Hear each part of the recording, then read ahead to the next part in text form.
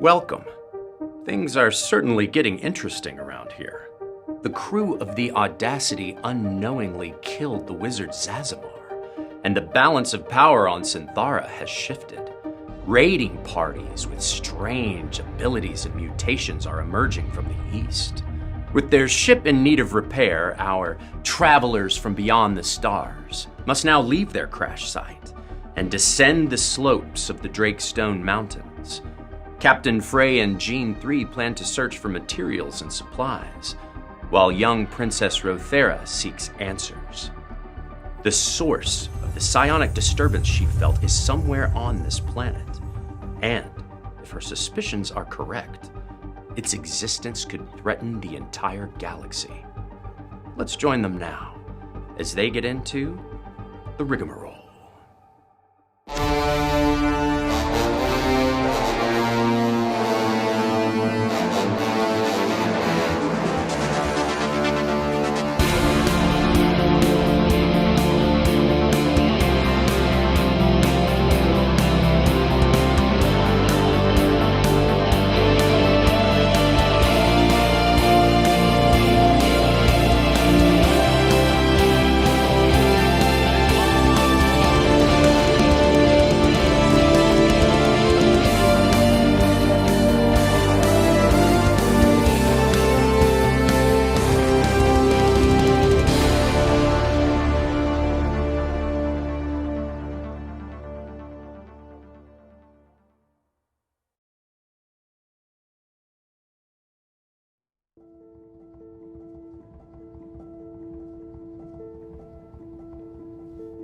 When last we saw you, you were in a cave on an unknown planet, dealing with grief and loss. The wreck of your ship, Kip and Thresher's death. Heavy stuff. And you found a cave to shelter. You took watches during the night. And at this point in time, as you look out and see the two moons of Synthara set and Kesamar, the sun, rise on a day on this unknown planet, you connect to one another and make plans for the day, check in. What would you like to do?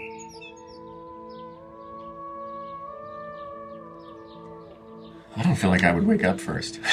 I would. I think you would wake up. I think I'd wake up first.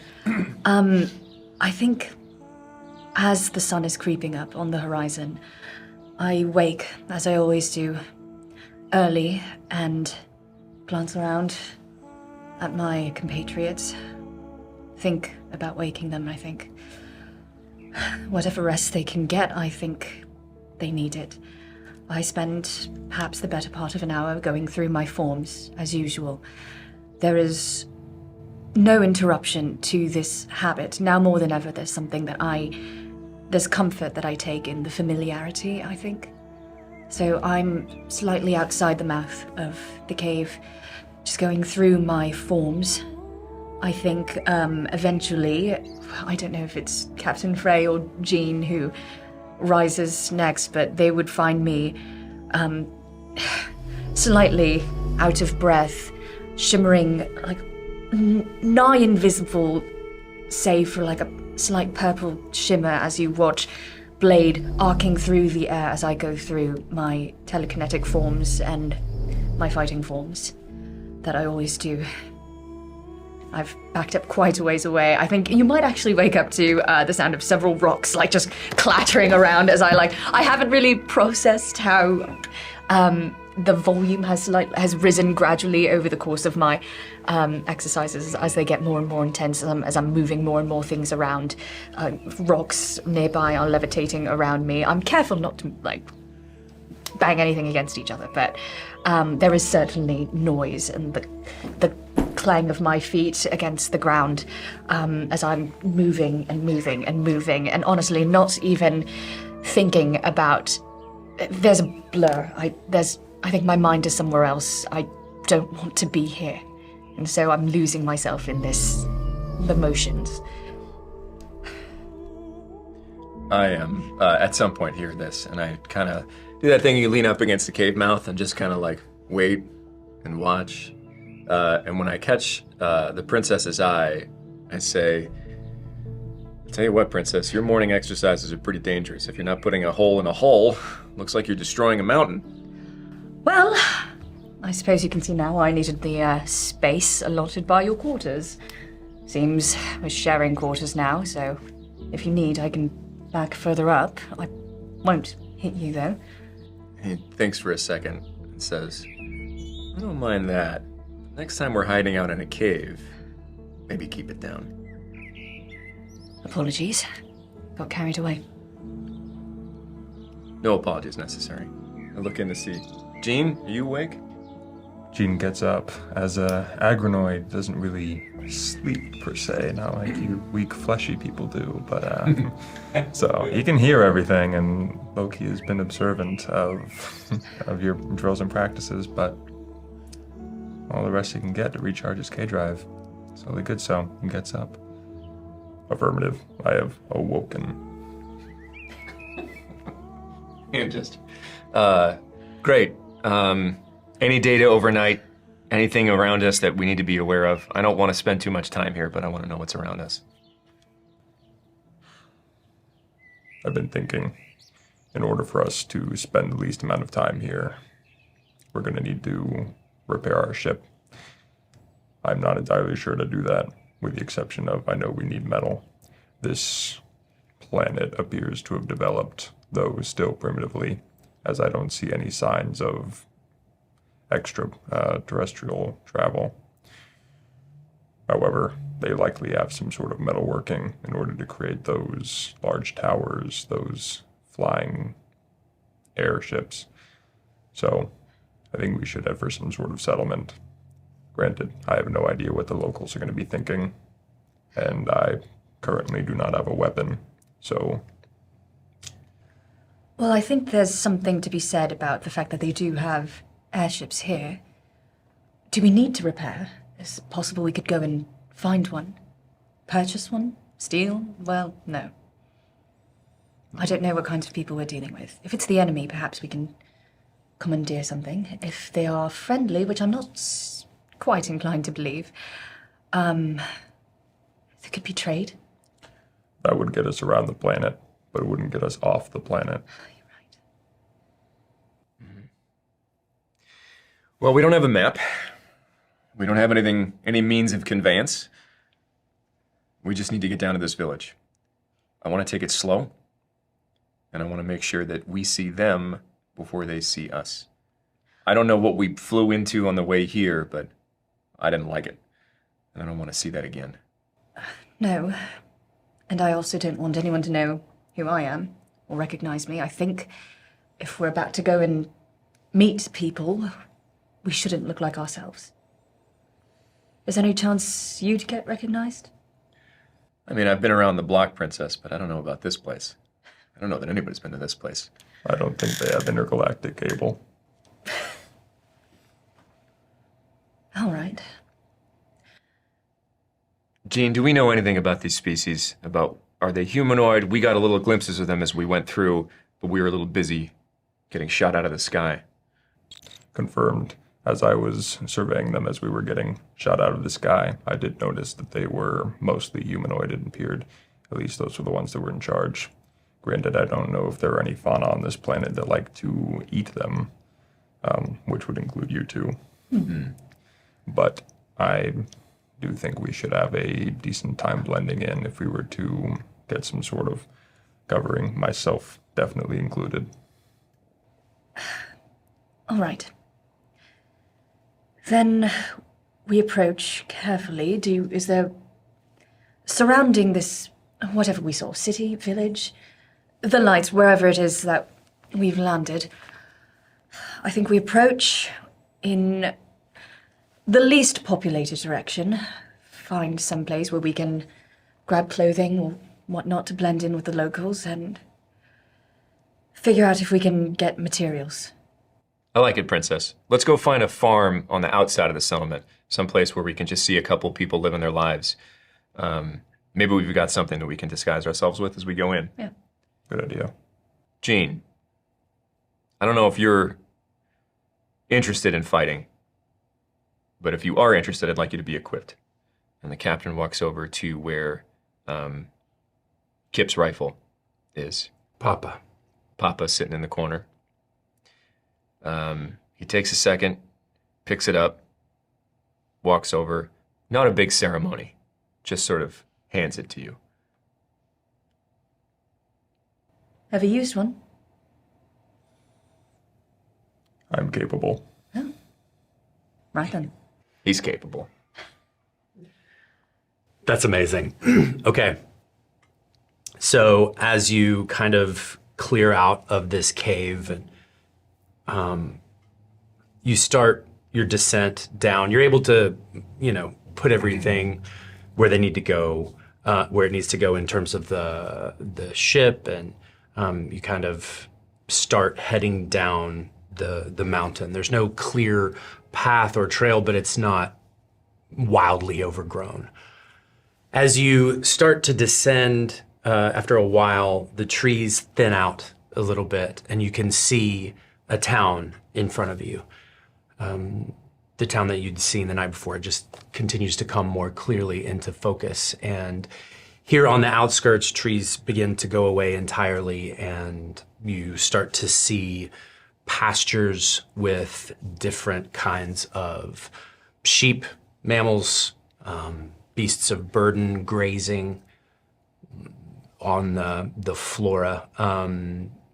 And you see smaller little houses on the outside as you can already kind of see that there's a city center, like a center of town. But out here on the outskirts, you're starting to come toward some of the outer houses. Yeah. I want to find a spot where we can observe and reasonably not be seen. I just want to look at their clothing. I want to look at any mannerism that I can pick up from a distance so that I don't walk in wearing, like a very good-looking duster, if that's not the... Please give me an instinct roll. Also, it's good to see beasts of burden and sheep and whatnot, but I will steer us toward, also, as we go away from the pastures, because I know if there are sheep, there are dogs and guards and whatnot. I don't want something to alert of us arriving before we're ready. Wonderful. Wise. It is an 18 with fear. 18. So those rolls, hope and fear, don't matter, but an 18 is a very good roll. Cool. So you tuck in, you can tell that in this particular house, no one is there at the moment, maybe out farming somewhere or whatever. And with that roll, you're able to tuck in. You find in this back kind of shed, blankets. There's actually a clothesline with a couple of different garments of linen, pants, shirt, flapping in the wind, drying in the morning sun. Give me a presence check. Rho'Thera. Oh, here we go. Also 18, with fear, if that matters. It does not matter. Okay. You got a plus 2. 20. I'm sorry. Oh, fantastic. +1 for presence. Dirty 20, if that's a thing. I love it. No one will be here for a week and a half. No, I'm kidding. You can tell. On the calendar, they're on vacation. Yes, you're very perceptive at the fact that no one is around, no one can see you. You can hear already voices in the town. It's not a deserted place, but in this particular place, with that roll, you are able to have your run of it, basically, if you'd like. All right.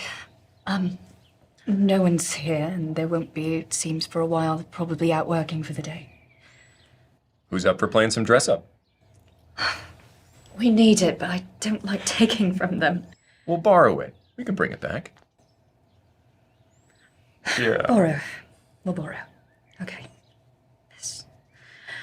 I hate this. Right, it needs to be done. The worst thing is if someone knows who I am and the wrong people find out. Yes. What's on the rack? What do we have to pick from? There are linen shirts, there is a sundress, there are linen pants, there are blankets, there are a few hats where people who work in the sun. What kind of hats? Straw, leather. That's basically. Okay. Is there like a scarf or anything, or some sort of like cloak? Yes, you find Something hooded, perhaps. hooded. You don't find I'm looking for things that can obscure my face, obscure potentially. your face. In a way that doesn't look super out of place. Okay. Yes, you're definitely. There are strips of linen, strips of different kinds of cloth in this house that you can find, and you can make it fashionable and Yeah, that's my concern. yes. God forbid. Dashing. God forbid Vogue find me on this nothing planet. No. You are a princess. So, and you So are everyone able to. reminds What me. would you like to? Well, not much choice other than linen, but not going with the straw. I have to go with the leather hat. Okay. Yeah. Are we talking like a bowler, or are we talking like a cowboy hat? Or are we Tricorn. It is tricorn? I could go with the tricorn. It resembles a leather fedora. Okay. All right. And then you have different, there's no leather pants. You have leather pants on, I would think. I'll keep my pants. Okay. Good, because I snatched the linen pants before he came. Okay. I'll take the strip of cloth, try to arrange it around myself, and I'll hand the sundress to Jean. Thank you. Jean places it back on the clothesline. That would have been. Would have been amazing. Try. Yeah, but I will deliberately also select, if I can, clothes that look particularly worn out. I don't want to take what would be considered something nice that these people. Yes. Even if we have plans to bring it back, I just don't feel comfortable. I'll look at some of the, like, this looks newer. I don't want to take that. Just all of that. But yeah, not your style. Not entirely. And Jean goes for the nicest blanket. A welding torch pops out of his arm. He's gonna go ahead and kind of turn it on. Just What? put a little hole in it. Stamp it out. Now there's a hole. Poncho. Wow. It does look fantastic on you, but I thought we were bringing these back. Thank you. He grabs a straw hat, puts that on too. Wow. I am Wonderful. very unconvinced that Gene is going to I pass don't with his have any metal illusion. face through this. So I'm just kind of like thinking and but hoping that like Gene kind of gets it. I don't really say anything. Like, there's something missing. There's something missing. Jean looks down at his legs. Pants. Yes. Pants is definitely one thing that's missing. They have warriors here. Are they made out of metal, Gene? They wear metal, I'm hoping. We're gonna find out. I don't know. Oh, how about this?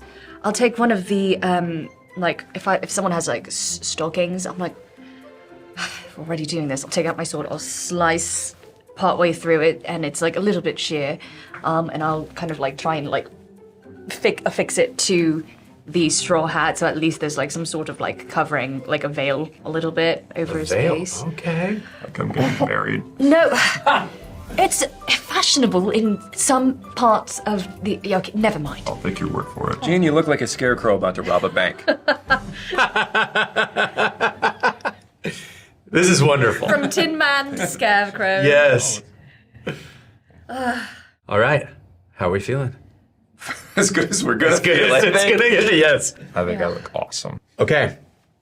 So as you don your new vestments, you turn and start to head toward the town, cautiously scanning, aware you are wondering what is going on here. All three of you are wary, but entering the town. The town square is alive with work and noise. There are carts moving back and forth, vendors shouting for people to come and try their wares. There is a rhythmic sound of a hammer on iron that kind of keeps the pace rhythmically of this town, as well as a stream. There's a water wheel next to a mill lapping water. There's a well in the middle of the center of town where people go and get water. There are buildings around, well used, timbered walls, thatched roofs. You smell beer and fresh baked bread and hay and clover, fresh flowers. There is laughter coming from a nearby tavern. Children play, and you hear yams, hams, and jams. Do we understand the language? Yeah. Okay. Yams, hams, and jams. Oh, yams, hams, and jams. And jams. At this time, you see a smaller person, about 3 feet tall, standing in a cart with a plethora of yams, hams, and jams surrounding him. And he says, "My name's Graham. Fancy some jam?" Grams, yams, hams, and jams. It's fun, isn't it? It is very fun. Lovely. You did- It's that's fairly lovely. great. Truly, this is a breath of fresh air. Wow. Look at you. That's incredible. You're a warrior too, I take it. And he goes like this, and you turn and look and towards one of the sides of the town at another entrance path, a road coming in. There's a guard house, and next to that, on the other side of the road, there is a large stone statue of a warrior with a sword and fur shorts and rippling abs and a shield hanging down. And it's of stone. It's old. You can tell it's been worn, but he points to him and says, "Right? So, yam, hammer, jams?" You know, actually, we're new in town. We're visiting. What? Could you? How much are your yams, hams, and jams? They are a handful of gold. Handful of gold. Oh, wonderful. They look like they'd make fantastic presents and souvenirs. Some have done that before. Yes, Yeah. yes. You know what? Allow me to revisit our list of Sure. people that we're Take shopping your time. for. Right, thank you so much. Handful of gold. Do we have gold? What is a handful? As you do this, a small thing lands at your feet, and it's a piece of wood, flat like this, with a round piece, dowel in the middle, and a little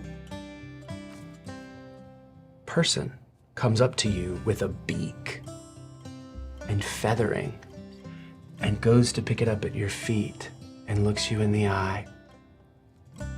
"Wow, you're beautiful." And she goes like this with the thing, and it spins in the air, and you can tell. Frozen immediately. Sorry, it's instinct. Whatever. Is she throwing something at me? No, it's a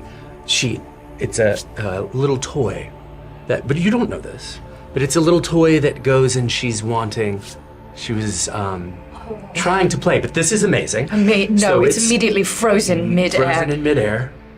Like, She's staring at it. Graham is staring at it. Wow. snatch my hand back. It drops like a stone. She grabs it. What a remarkable toy! Ruru! Ruru! Over here! So she kind of runs off over to this building where you see a large person with a beak, sharp beak with leather. Ruru, inside. And they head inside. Graham says, "That was incredible." Oh, yes, I've never seen a toy like that before. Do they normally just kind of stop like that? Subtle. I don't know. Maybe they do. Ruru's always got interesting toys. Well, you said you're new in town. Punley Place is the inn. That's where you can go if you need a place to stay. Read my mind. There's the Mouse and the Kitten. That's our local tavern. There are a forge where Tremel works all day with his hammer. There are sheep pens, and there's a lumber mill and a tannery, and we have about everything you could want in Goodridge. Goodridge. Oh, yes, no. We saw the pamphlet. And yes, it's as beautiful as we expected. But thank you so much. Oh, gosh. Graham? Graham. Yes, Graham, thank you so much. Where did you say the inn? Was that way? It's right there. Oh, wonderful. It says Punley Place. And you look, and sure enough, there is a building very close by with a wooden sign above it, and burned into it says Punley Place. Oh. And then across from there, you see the Mouse and Kitten, and the kitten is drinking from a tankard of ale. As kittens do. Yeah, kittens normally do that. Totally normal thing. Magnificent. Well, thank you so much, Graham. We'll have to come back. We need to check whether we have space in our bags I'll for be here your all day. wonderful wares. But yes, thank you. Shall we to the inn? Yes, please. Let's shall. Yes. We saunter over that way. Okay. As you enter the inn, there is an open area as you come in with a bit of a desk, which doubles as a bar and a serving counter. And as you walk in, there is an older woman with her silver hair pulled back into a tight bun and an apron around her yellow dress. And she is doing something you can't really see because of the desk. She's writing or washing. She looks up. "Oh my, well, would you look here? Aren't you a ragtag group? Papa, we have guests. I'll be right there, Mama, 1 second. Papa, get the rooms ready." "Well, hello, you must be so hungry. You look like you've been traveling all day." That's right. I mean, anything to see the good folks of Goodridge. "Papa, bring some of them fish cakes." "All right then, Mama, I'll bring them out." The local delicacy. How did you know? Thank you so much, by the way, for getting that started. We were wondering if we could get a couple of rooms here. Oh, I could tell, honey. I've been doing this my whole life. Oh, wonderful. I know when people come in and need rest and need food. And sometimes they just need a warm smile, don't they? Honestly, yes, that's the most lovely thing I've heard all week. About that time, Papa comes up with like 3 plates. "Well, hello there." And he goes over, there's a nearby table, and he sets them down. "Fish cakes for all 3. And he goes over, and there's a big wooden barrel with the keg thing on Tap. and tap. Thank you, a tap. And he pours 3 full tankards and sets them down and has cutlery there and napkins and says, "Well, we can worry about anything else after y'all eat. Make yourself at home." Captain's I'm holding up my hands. And I said, "Sir, ma'am, we don't want to impose here. You saw us rightly that we're ragged. We've been traveling a long time. And I'm afraid that we might need to make other arrangements for payment. But we're 3 hearty, hale individuals happy to work for Papa, our room." Mama, Papa, Mama. She looks at you and says, "An oracle of Brightmount was here not too long ago, and she gave us money and said if anyone comes and cannot pay, to pay it forward. And we've been waiting and waiting, to see who that would be, and here y'all are. This is just wonderful, isn't it, Papa? It is, Mama. It is, truly. I cannot believe it myself. Your rooms are paid for. Your food is paid for as long as you need to stay. She was very generous. Well, praise the Oracle. What might her name be if we ever meet her that we might thank her for this generosity? Oh, well, we do have to kind of keep things a bit private. Of course, I in terms of our completely guests. understand. Yes, well then, if you do see her again, please pass along our gratitude. I certainly will, Yes. and I hope to see her again. She was a vision, so Was she? enjoy the blessing of her light. Of course. Do I have a sense that I could press here? Like, could I press the question? Sure. As in, like, looking at, like, is she closed off? Do I think that I can press this further if I'm like, this sounds a little weird to me? Give me a presence roll. It's a 23. 24. Yes, ask away. Now, we understand privacy. We'd also like it in kind. So I'm going to kind of set this up as like a deal. We would like to also request that you keep our presence here a little secret. Now, that being said, if we do run into this oracle, we are obligated, as you know, to pay respects to oracles, especially when they dole out such blessings. Now, if you don't want to give me her name, I understand. But maybe a description or where she came from, just in case we wander in that direction. I do understand. Well, as y'all may know or not know, all oracles wear blue hooded cloaks for the most part. This oracle has beautiful blonde hair, and she travels with two men, one who is somewhat short. And that's all I'll say. If you wanted to write something, I have quill and parchment. You could write something. Papa, get that quill and parchment. Yes, Mama. He goes and comes back and sets a quill and parchment. If you were wanting to communicate in some way, you could. I would like that very much. Would you mind if we took this back to our room? Not at all. Papa, get their rooms ready. Well, if that's all, we'll tuck in. All right. Well, go check out your rooms, but it's still the middle. Unless you're tired, you can sleep whenever, but it's still a beautiful day outside. If you wanted to see what we have here in the town of Goodrich, we have a wonderful tavern. They make a wonderful, wonderful jasmine ale. Oh, well, thank you so much. We'll get situated and then explore the town. Very well. I'm here if you have any questions or if you need anything. Thank you so much. Is it Mama, or is it something you call each other? It's Deidre, but Deidre? call me Mama. No one's called me Deidre for years. Pleasure to meet you, Mama. She goes back to her work. I'm kind of looking between like the fish cakes and the room and the fish cakes and the room, and I'm like, Just eat them. let's just eat them. Just eat them. I sit down. Do you eat them? Oh, absolutely. Okay, they're poison. And so, no, I'm kidding. I'm kidding. No, just kidding.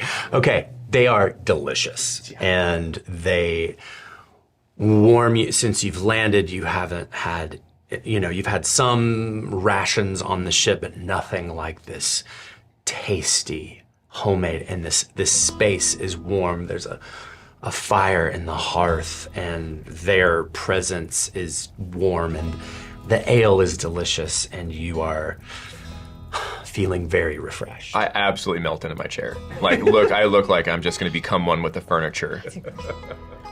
Before I tuck in, I cast a cautious glance over Mama and Papa, and I'm looking around the neck and the eyes. No red boils or signs of anything. No, none whatsoever.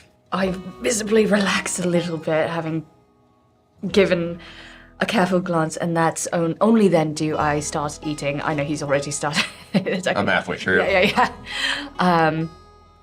And I unthinkingly I offer Jean, and I go, do you...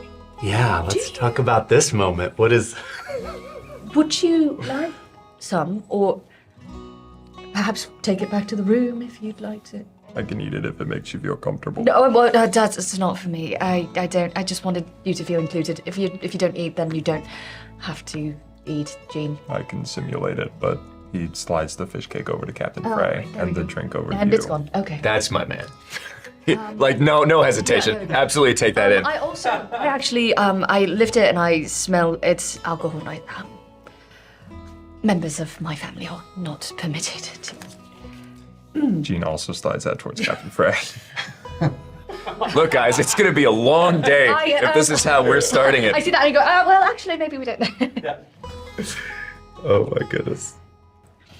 I'm just happy eating. I'm very happy eating. Like You're able to. There's no, like, I'm not processing anything. I'm not like plotting or planning. I am absolutely focused on this food and taking that moment to.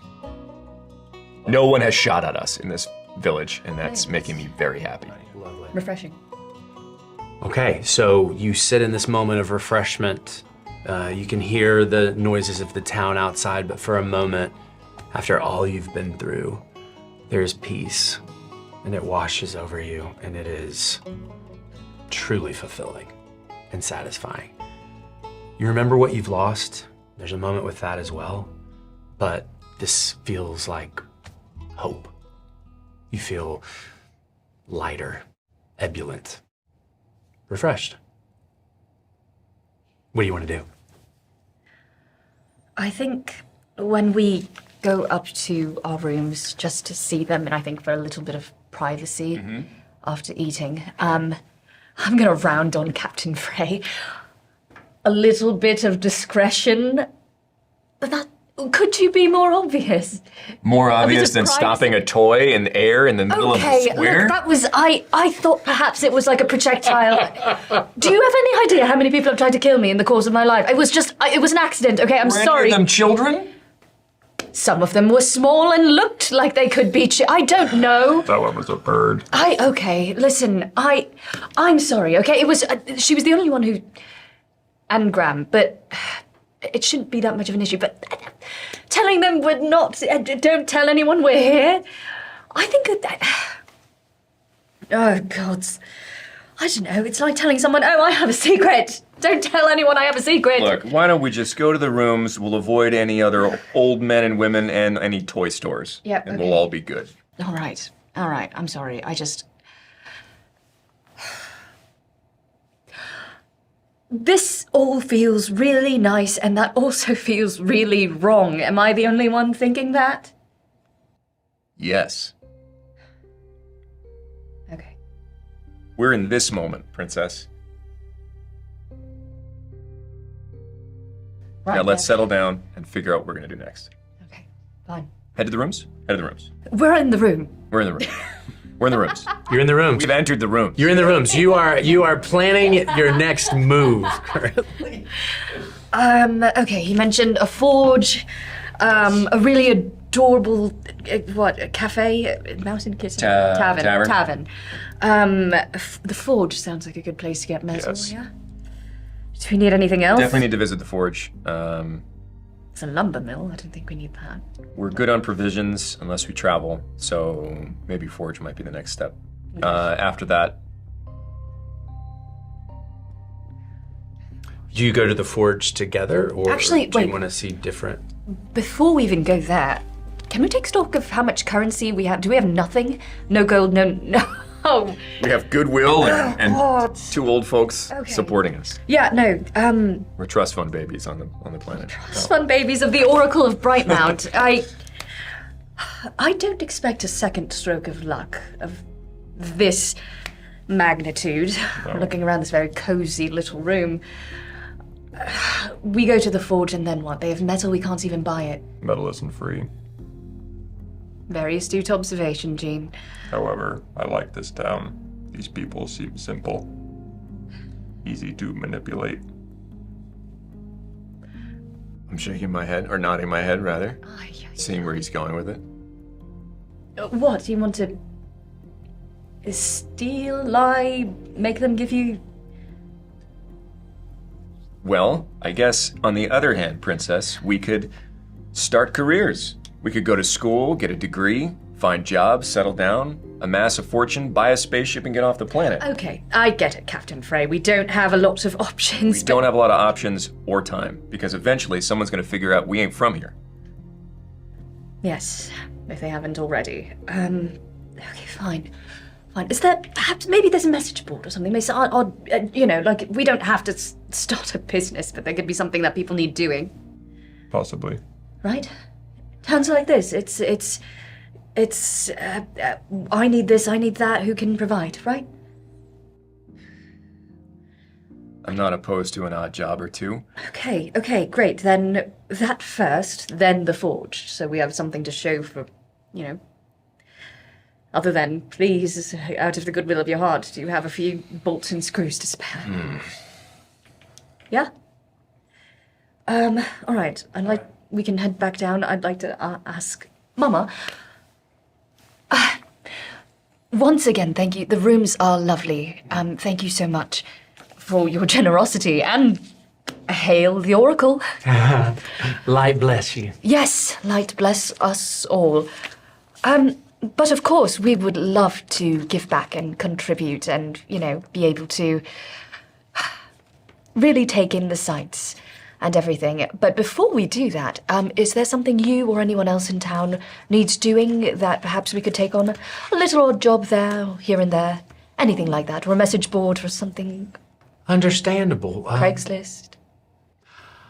I don't know a Craig, but I'm sure if you go to the forge seeing your armor that you would be of great use to Tremel. Or you could go to the tavern and maybe wash some dishes. And, well, you look like you could be part of the town guard or something with... Take that as a compliment, man. Of course. Papa Punley looks over at you and expects him. Well, thank you very much, Mama. Looks like we will get out of your hair. Yes! Very well. For now. Let me know if y'all need anything. Oh, and here. She goes over and she has wrapped in cloth. She hands each of you a little bit. You open and it's like a corn bread, like a maize kind of bread. They're too Still nice. warm. They're too nice. What's the And so you can take that with you for... I just thought you all got here and what are you going to do for lunch? This is the greatest day of the captain's life. The way to his heart is absolutely food, and this is just like lighting him up inside. I graciously grab it and I say, well, Mama, don't I feel like I'm at home right now? That is the greatest compliment you could give to me. Right, Papa? Right, Mama. Every act of kindness raises my hackles a few more inches as I wait for the rug to be pulled out from under me. Don't say that, but I gratefully grab it. Thank you so much, really. Thank you. All right, we'll be back later. All right. Have a wonderful day. She goes back to her work. All right. To step outside, Jean, if we go to this forge, how long would it take you to kind of discern if this is what we need? I imagine that raw ore isn't going to do us much good. No, but luckily they have a forge. It won't take me long. Would you be operating this forge, making the parts yourself? Or do we commission them? It sounds like they have someone who's more skilled than that. This Temel, I believe his name was, or Tremel. Tremel. Okay. So we go, we ask Tremel for help. Do you have schematics that we could... You can actually hear.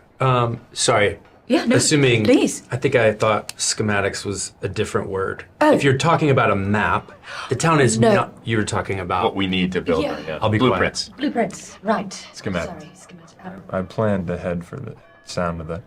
Yes, okay, guys, we're walking. We're heading that way. Okay. The difficult challenge is going to be convincing him to make or give us these parts or allow me to use the forge without telling him what I'm making. Might set off some alarms. Right, difficult to commission ship parts without them asking, well, what is a ship? is the ship? Where is the ship? How is the ship? Though this planet has impressed me, it's entirely possible they would be able to achieve interstellar travel in another 1,000, 2,000 years. They've already developed cornbread.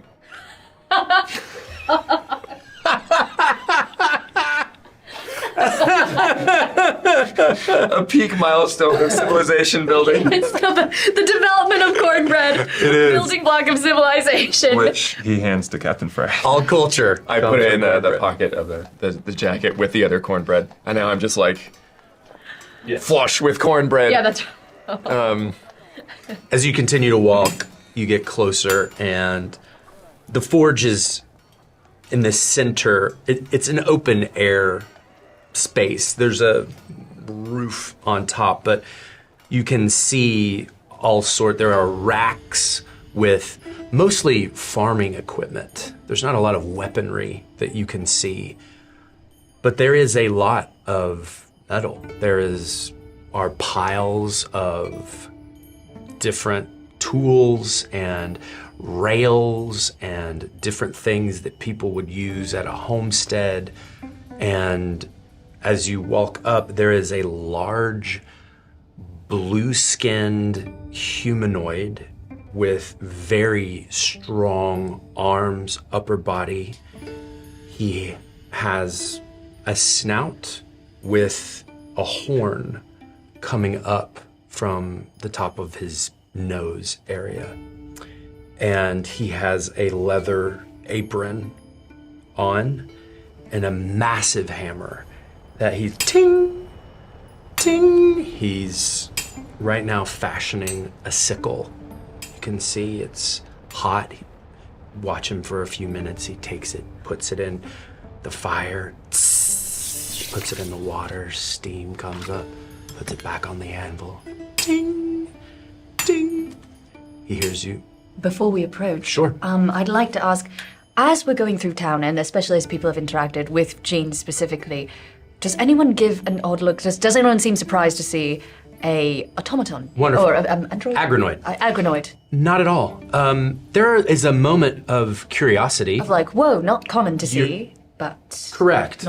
Not common to see any of you either. The town certainly has its share of travelers, but not often enough. So someone will be in conversation and pause and take a gander and then continue the conversation. So you are noticed, but you're not. It's not You're not apparent that he's unremarkable. made out of metal, though, right? We put a sock on his face. Yeah. Right. That really sock on his face. Right. No, people don't seem to be very surprised by it. I am a I think- warrior. That's right. The disguise, and yes, there is definitely, you can see in the back, there's a large shield at the forge. There's a sword or two that actually needs to have work done on it, you can tell.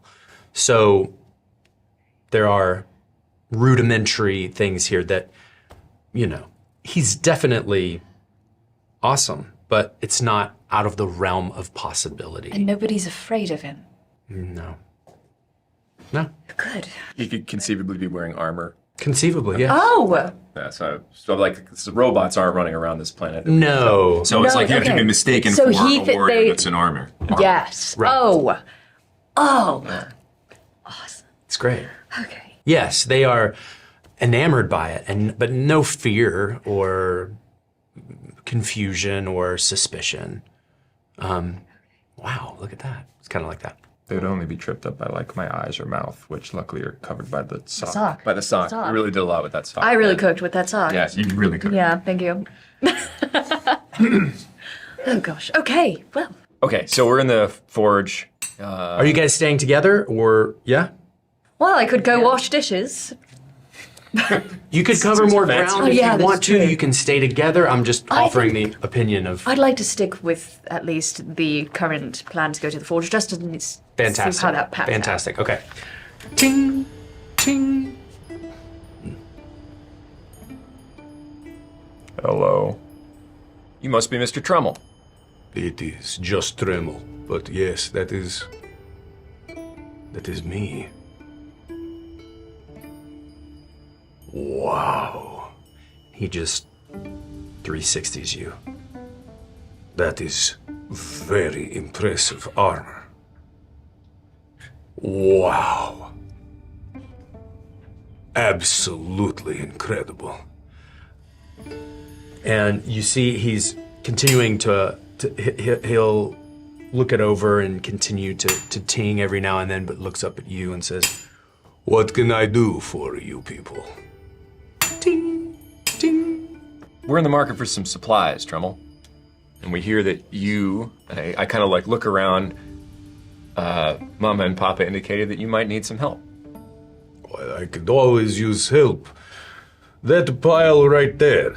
And you look over and there's just a mangled mess of hoe toppings, but like larger dowels that would be handles and all sorts of farm equipment that looks rusted or out of repair, or you can tell that he's backed up his workload.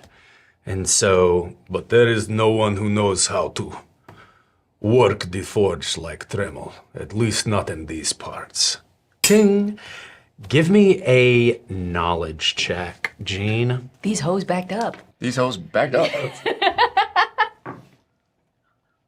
I'm sorry. It was There right were so many other tools that I was like, and then the hoe would not leave.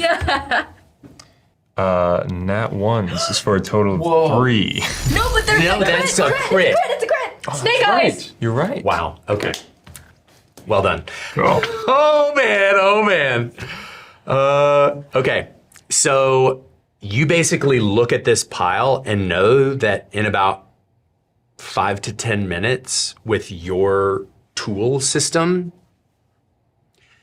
you could have them cleaned and polished and buffed and sharpened and together, and with a little for sale sign or a little come get it. You could send a carrier pigeon to the farmers that brought them here. Yeah, you could do this in no time. So he's just ting, ting. It responds to the... You're fine to look if you want.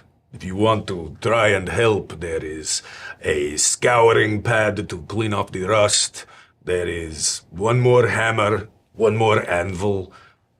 Whatever you can manage, and I will take care of you accordingly. Jane, could you? I can take a crack at it. Yeah. Okay, so you do? Yeah. Okay, I'll tell me try how it and- goes. Gonna try and position himself so that his back is towards Tremel. Yeah. And be conscious. With that roll? Yeah, with that roll? seeing him do that, Yeah. we're gonna surround him. I was about to say, like, I clocked that immediately. Step in front of him, and I start looking like I'm looking You at the take hammer. left, I take right, we're going, yep. I'll pick up the hammer, and I'm going to wield it in a way that's purposefully precarious, like I don't know what I'm doing, to try to like continue to draw his eye, like I'm gonna Like, mess don't- it up. Yeah, like, you know, like I don't really know how to. He clocks that and laughs and goes back to hammering. All these Don't trap- hurt yourselves. yeah. And in case you start doing like any tool stuff, I'm gonna start loudly like scraping so that he can't hear any of the like a drill or whatnot, whatever you have coming on. I'm gonna go like, yeah. With that roll, you're completely successful in all of these things. The deception, the covering for the sound, you pull out all your things and fix everything. And there is a rack right there, and you're able to stack everything, and he's still tinging. 15, 20 minutes has gone by. You know, he's very busy with his work anyway, and he doesn't think you all need anything. So he turns around. Well, I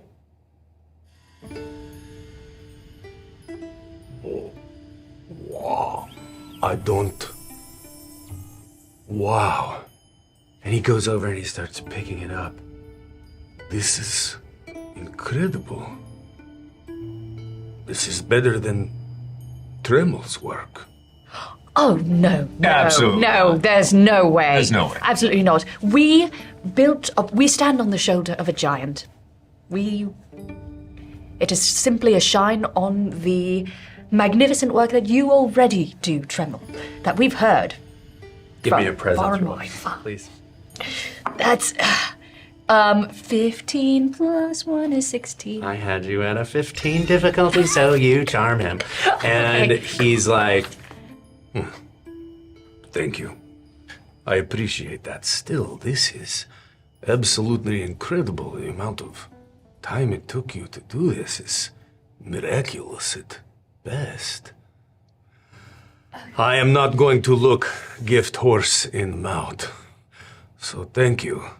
Oh, what can I give for what you have done for me? You have saved me a week's worth of work. What kind of metals do you work with? Copper, steel, iron?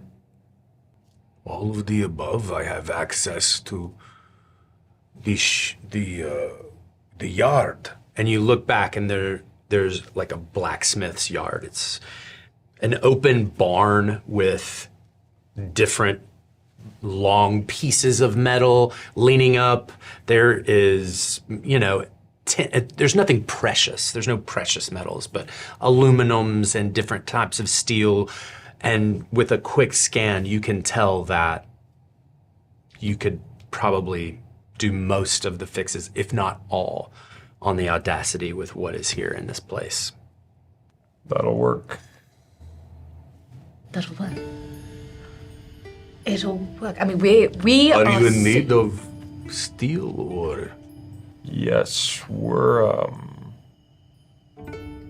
We broke down, and we would love to be able to borrow your facilities for a time to enact some repairs, if you wouldn't mind. Certainly. After what you have done for me, of course. Just Well, thank you. I need to finish a few more projects. Maybe in a few days I will let you have the run of the place if you need. Couldn't ask for more. Yes. All right. Thank you. I am indebted. And you can tell he's just like, what? Oh, no, truly, truly, the favor that you're doing us is more than equivalent. Thank you. I'm so glad we can help each other. Me too. Couple of days, tops. Of course. Goes back to... Wonderful. I put the hammer back down. Wrong. Just wrong. Like however it's supposed to go, it doesn't go down. He goes over, Just, yeah. turns at the other Yeah, way, that's- looking at you. That's good. All right. Okay. What else? How we feeling? I think, afterwards, coming out of that place, out of the forge, how long do you think it would take with the facilities? We'll have them in a few days. Tough to say. I have to go back over the ship and analyze what damages happened, but you'd be surprised. With the K drive largely intact, most things can be fixed with copper, tin, steel. So I'm kind of like doing that, looking up at the sun kind of thing. Okay. So now we just need to buy ourselves some time, not die, make sure nobody discovers the ship, Right. grab the supplies, and head back, and we can get off this rock. Yeah. Wow. I actually feel, hopeful right now. I can't believe that worked. You're incredible. Thanks. At this time, you hear laughter and coming from the mouse and kitten. People are jovial. It's about midday. People are enjoying their lunch and having their midday ales. And there is a cart nearby with a young woman selling her wares. You can see the sign says Donalia's Drafts.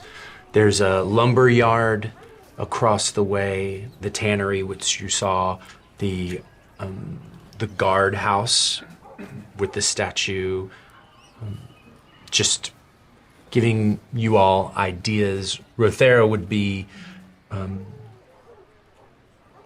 wanting to find some idea of what you felt before. Yes. And I'm interested in information. I actually am going to turn to both of them.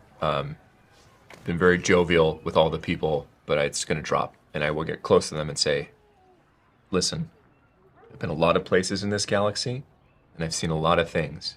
And one thing I've never seen is a gift with no strings attached. We just came into a village and someone paid for our room and board for the next infinite amount of time. I don't like it. No, I agree. I'll take it, but I don't like it. Okay. I want to we're go all to on the same page here. I want to go to the tavern and I want to find out more about what an oracle is, because it's just making me feel bad. Particularly, I've never seen a gift with no strings attached come from something that feels like a government or a religion. I think I've put my finger on the thing that's been bothering me since we got here. Everyone has been lovely and kind and carefree. We were shot down not that far from here. There's something going on this planet. Are they not aware? This doesn't feel like... I came from a war front. Nobody anywhere near fighting is like this. They're not even worried about us. We show up and we're obviously from out of town.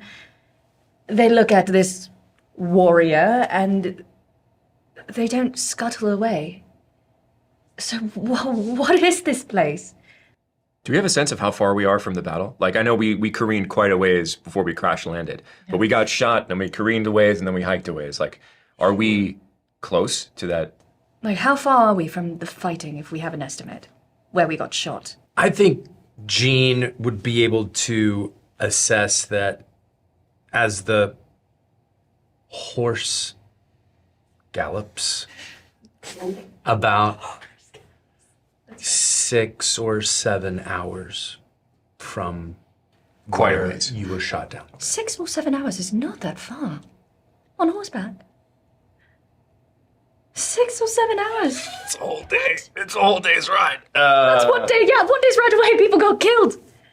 There was fighting. Okay. Everything's normal here? I can't be the only one who thinks that's... Okay, maybe I'm overreacting. I don't know that I am. I'm still... And I'm definitely still, like, just super on edge from, because I know the affliction is here. It's here somewhere. Maybe not here, but it's here. Oh. Princess, are you sure your family doesn't drink? Is that a suggestion, Captain? It is a suggestion. No, okay. An addled mind and telekinetic powers are not often a fruitful mix, let us say. You think that was unsubtle this morning? It's not all of my people, it's just my family. Well, then why don't we head over to the tavern and sniff out what's going on around here? Because I'm not sure we're in the middle of some major plot, but No, but... I wouldn't say it's normal. Yeah. Great. We head over to the tavern. Okay. And if we pass by the statue, I'd like to read the inscription.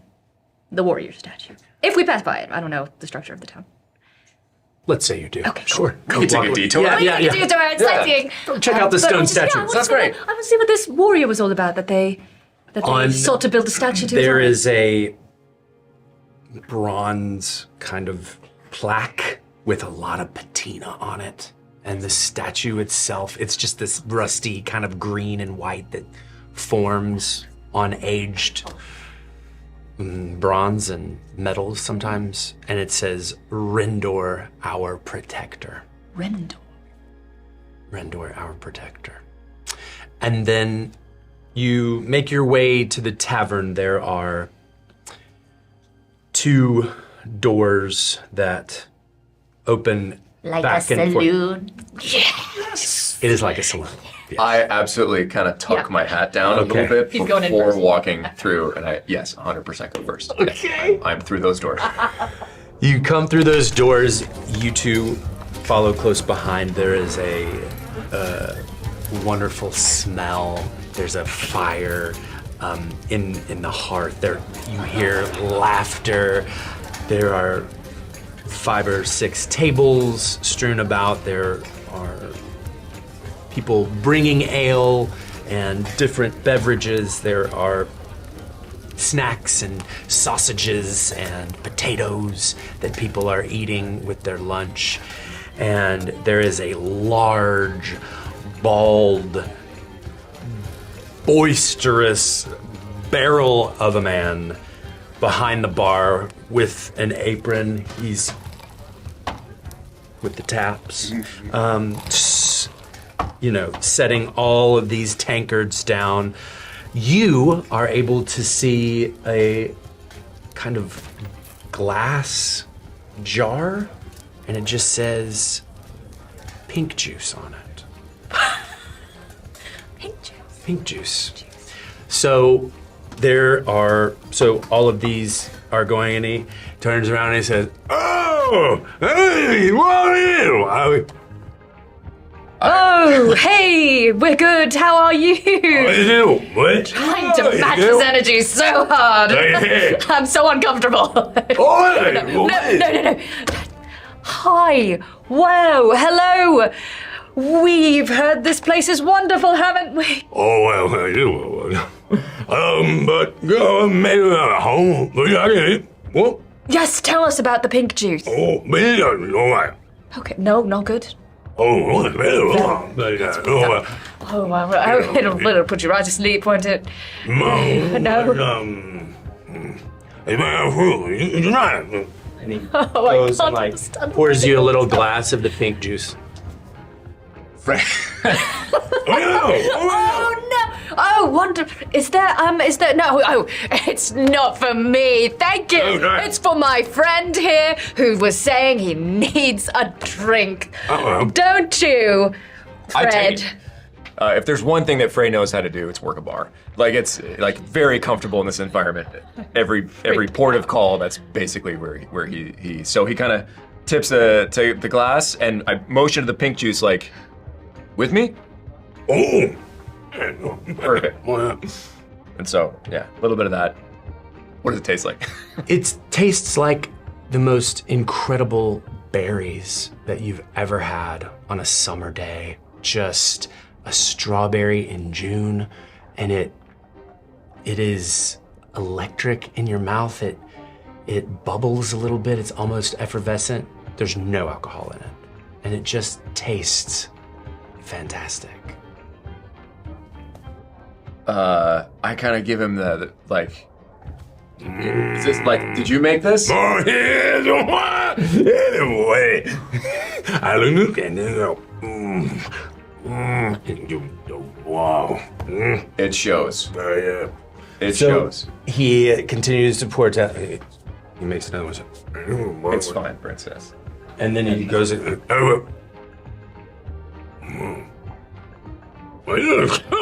Okay. Yep. I point at the tap, and I Oh, yeah. one of those, please. This is He's a boy. incredible, truly. Oh, yeah. I take like the teeniest sip and I go, oh my, and I'm like. What do you do? Oh no! I mean, I'll wait. I'll let you know when I finish this one. Thank you so much. Oh my. Well,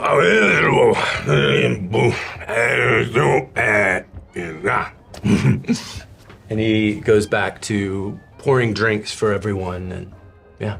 Great. I Had a few words. kind of lead everybody over to a table where I can do two things. One, see the door, and two, listen to as many people as I possibly can, wherever that is in the room. Who's around? Like, So yeah, beside you, there's a table of 3 young men in their 20s or so.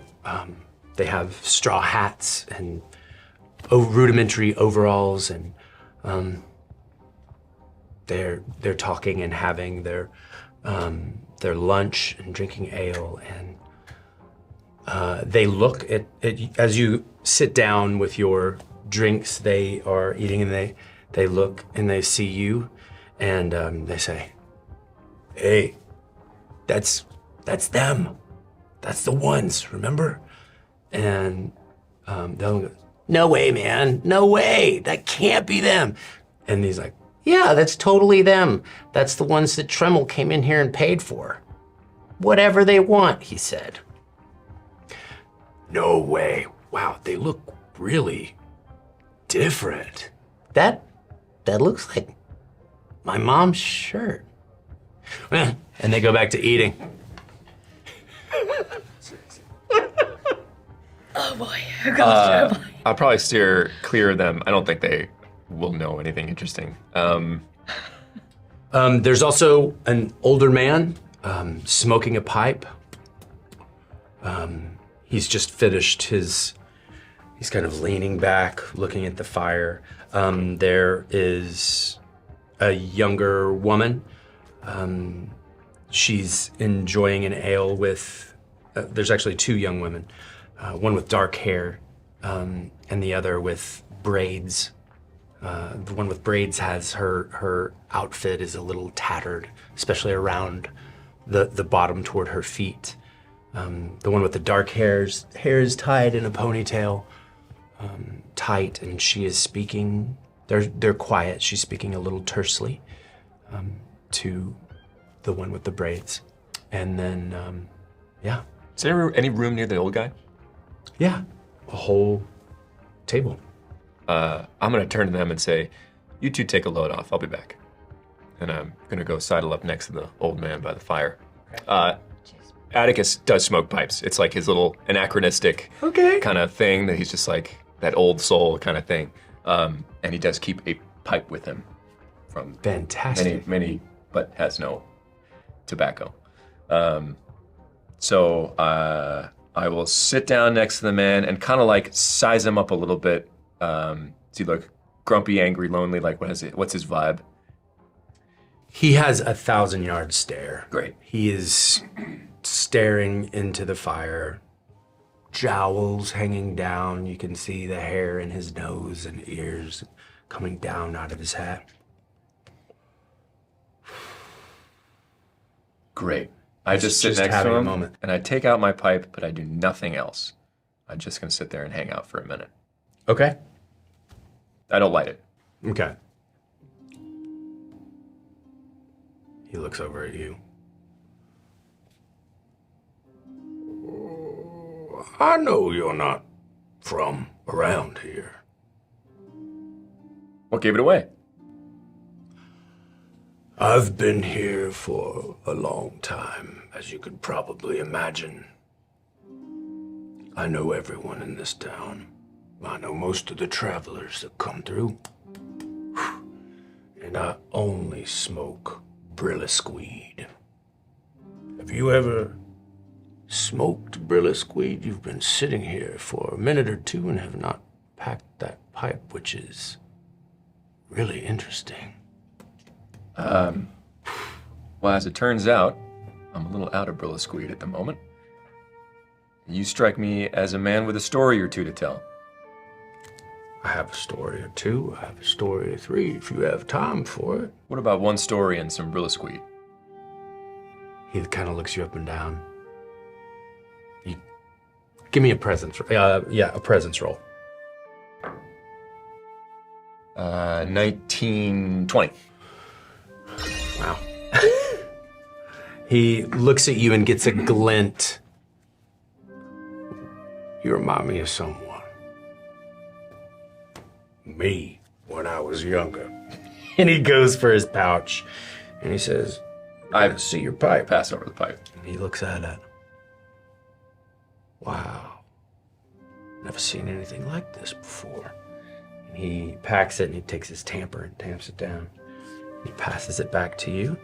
And then there's all sorts of candles and things at the table. He takes out a long wooden stick and lights it from the candle and then passes the stick to you. And he takes his stick and lights it with a plum, takes a big puff. Much obliged. What kind of questions do you have, traveler?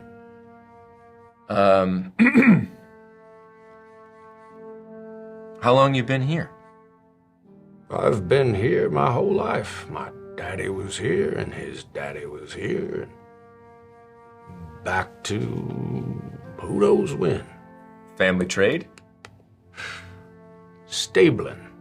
Stabling. I have always been an animal husband. Into animal husbandry, I should say. I've just always had the skill to know what they need, to talk to them, and they comfort me. I run the stables right now, but I have a few sheep back at my place that I take care of, chickens and whatnot. So I look at it and I say, oh, you run the place. You look like you should be relaxing, not running a stable. You don't have a son? He looks into the fire again. I do not have a son.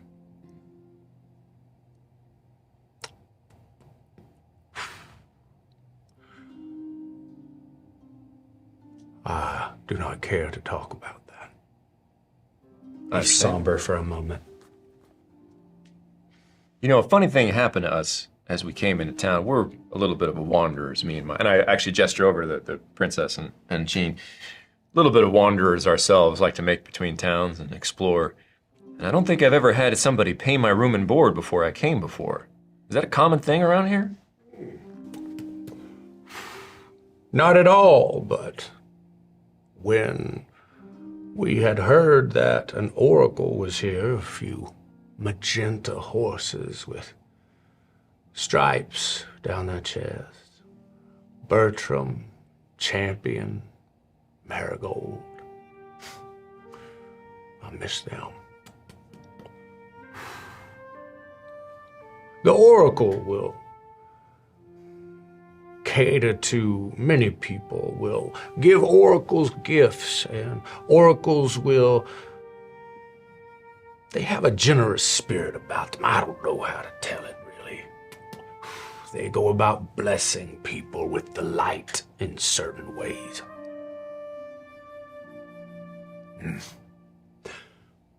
They usually have a fortress, citadel, I don't know what you'd call it, at Bright Mount. It's a couple of weeks away here from travel, but anyway. And he taps out, his pipe is done. And he looks at you and he says, well, that's my lunch. I best get back to the animals. Appreciate your time, and I hold the pipe up. And your bill of squeak. Come see me anytime. What's your name, gentlemen? I'll pack your pipe. My name's Milnick. Milnick. Atticus. Pleasure. Nice to meet you, Atticus. And he goes back and he kind of saunters out of the tavern. As he leaves and the door go back, something happens. A psionic spike. It hits you. Blood immediately starts to pool in your eyes. You see teeth rip, tear, snarl, metal, burn, death, blood, gone. It takes you to the floor. Everyone in the tavern stops, turns, and looks to you. You've knocked over your glass. It is all eyes have stopped and are staring as you are on the ground, on your knees with blood coming out of your eyes, and it has been quite a harrowing experience, not only for you, but everyone around you is now staring at you. I am there instantly. Where did it come from? Where did it come from? Where? Do I get a direction? Anything? Where did what come from? You're speaking out loud. Sorry. Oh, no, that was, I mean, Okay. that was an accent, so I might as well have been. Yeah, no. I felt it again. We need to go. But what It came from above, and something pushed into you. And for a moment, you felt it. You felt the affliction. You felt something moving into your consciousness, taking over your thoughts, moving within your mind. As this is all happening and people are starting to go back to their work. I'm looking around. Is anybody? Oh no! And you look outside and you hear screams. Bolt for it immediately. So as you do that, by the window, you suddenly see two small green creatures with pointy ears, and they have a leather loincloth, and you hear, and you see them carrying a person through. And on the arm of the person and the foot, there is a metallic kind of chain, which looks like a rope, and a clamp. And you hear them say, "This is good enough." And then all of a sudden, the woman, they release, and the woman goes up into the air. Goes like... You can't see from this distance. Like beamed up, like... But like, she's gone. So, as you look at the window, you see what's going on, and you see in the middle of the town square, above the well, there is a platform ship, like the ones you saw as the Audacity descended from the atmosphere. There is canvas, a balloon blimp sort of situation with rope tied to the platform. But there's metal pistons. There's different kinds of propulsion. You can see fire, turbines, fans, keeping this thing aloft. And you look, and there are a lot of these ropes kind of being tossed down with clamps on the end, and there are green little creatures running all throughout the town. There are some that are, they'll throw these bags at some of the thatched housing, starting fires. There are some that will take one of the things from the platform and put it right on a person, and they're gone. And in the middle of this, you see from off of the platform, down jumps this large wolf character. He's a humanoid, but he's got a large, he's got jagged teeth, and his arms, you see large metallic bracers that are surging with a white kind of glow and electricity. And instead of hands, he has two traps that he snaps. And you see him, and he can extend these things. And it's not like a linked chain, it's like held together with this white glow, this force. And he will move himself. He moves, come on, we've gotta go. He's commanding all of these little green people as they go, and people in the town are screaming, and it is mayhem, and you don't know what to do. But I hope you find out after we come back from the break. No!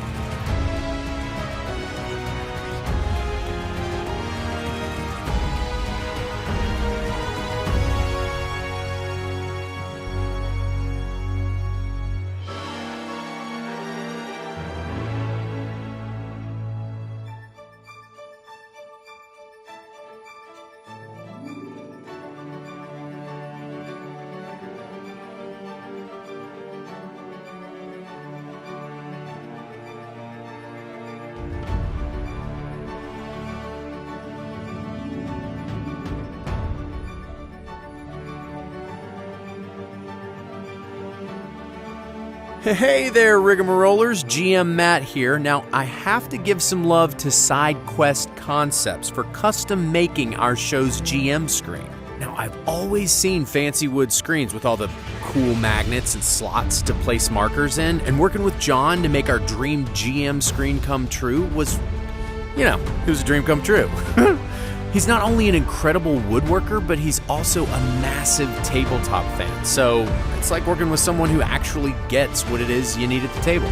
If you're in the market for your dream GM screen, then go check out SideQuest Concepts on Etsy.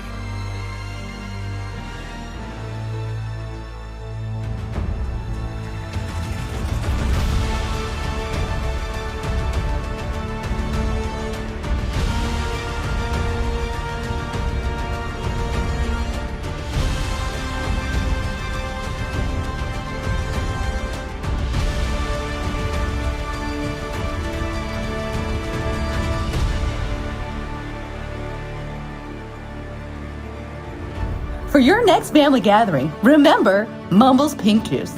If it doesn't say, it's not Mumbles.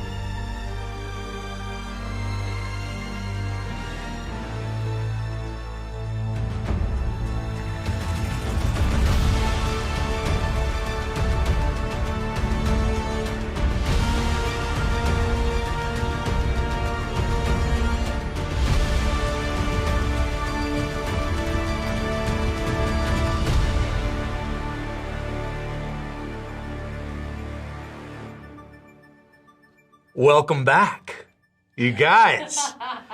Check out the town of Goodridge. I would live there.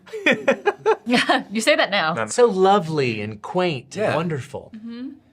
So we can put you where you want to be because before we went to break, you had seen two goblins connect a rope with a trap on the end to a townsperson and zoink, lift them up above the town is one of the platform ships, and goblins are running all around the town, causing mayhem and havoc and abducting townsfolk. There is, yes, so there is a massive wolf-like creature who comes down off of the platform there. There are a goblin here and a goblin here. There are 3 goblins here. There are 3 goblins here. There's gobs of goblins. Gobs of goblins, just gobbledygook of goblins. So, as you come outside and see this, these goblins in the back with the barrel, they are taking small pouches out of the barrel, lighting it, throwing things, starting fires, burning different things. This creature is telling everyone, he's screaming to the goblins, he's saying, "We need more in the ashen expanse! Hurry! Gorgoroth is waiting!" And then he shoots his snap trap out, and there's a little cart right here with a small person that we know and love, with yams and hams and jams. No. And You leave Grandma. he goes, takes the thing out and grabs one of these, one of the ropes and put his trap, grabs the rope, puts it on. No, my yams! And he goes like up on the top. No. And he says, "Struggle all you want. I am Snaptrap." Let's rigamaroll! As Captain Fray and his crew step outside, they find themselves in the center of an all-out invasion and witness Snaptrap, leader of the enemy force, begin to abduct helpless townsfolk. As you come out and you look at Snaptrap, you can see around his eyes red spots, like flaring. And you look at the goblins and there are red dots around their eyes. Red dots around the goblins, and you can too. tell that this is the affliction.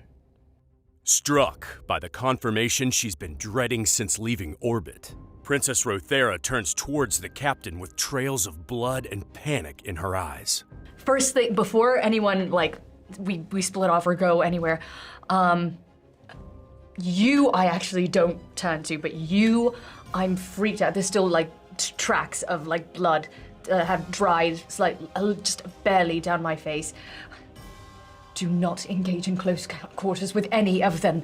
Any of them. You see red spots on them? Disengage, get as far as you can. Fire us from a distance if you must. Princess, I throw the cloak back, pull the pistol out. I don't do close. That's what I'd like to hear. Momentarily pushing aside feelings of panic, Princess Rho'Thera gives herself over completely to her warrior instincts. I'm going to try and drag with my psionic powers. You see like a magenta purple, like almost wind-like trails of energy go towards the smoky guy. I'm trying to yank him, make him fly towards Snaptrap. With no reason to hold back, the princess stresses her psionic abilities out of the gate and manages to shove one of the goblins holding explosive powder kegs towards his master. You are able to levitate him. What is happening? And he like sees Snaptrap and he's like, hey boss, what are you doing? Continuing to drive fear into the heart of Goodridge, two troublesome goblins surround the blacksmith Tremel with retractable traps that lead back up to the airship. They reach back and grab one of the things. You can see Tremel in there. No! And they throw both of their things. One clicks on his like thigh and the other one clicks on his shoulder. But this guy kind of gets caught a little bit. And so Tremel is captured with a little bit of his like pants. And so Tremel is taken up, but as he is taken away, this guy loses his pants. So we have a goblin without any pants on. Donald Duck We in have it. Tremel gone. Distracted by his pantless companion, the other powder goblin fails critically with the trajectory of his payload. As he throws this fire thing that's supposed to blow up, it goes into the well.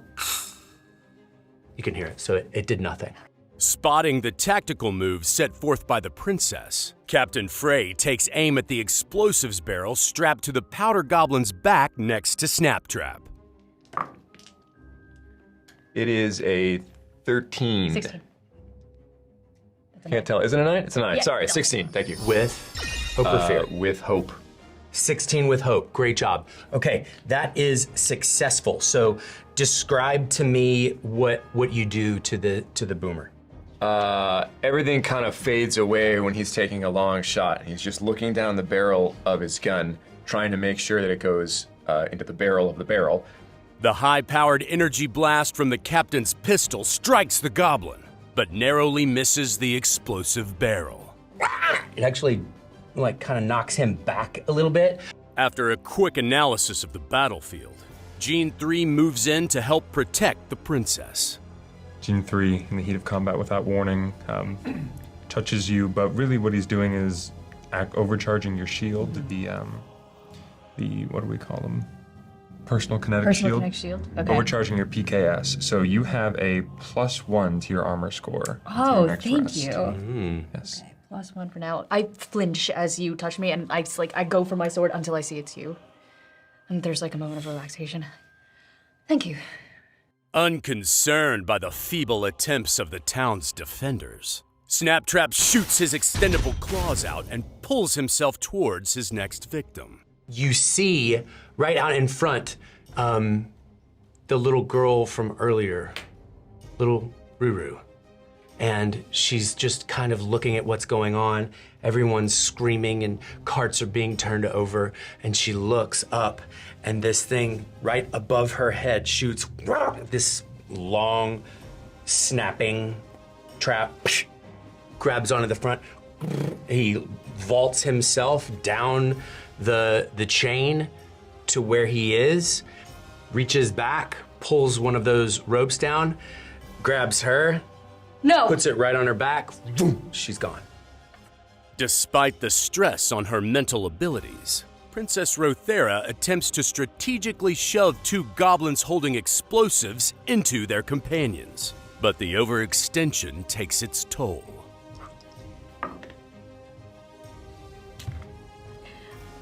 Uh, 6, 7, 8, 9, 10. 10. 10 is not going to do it. Okay, I will mark a second stress. Okay. To re-roll. Let's do it.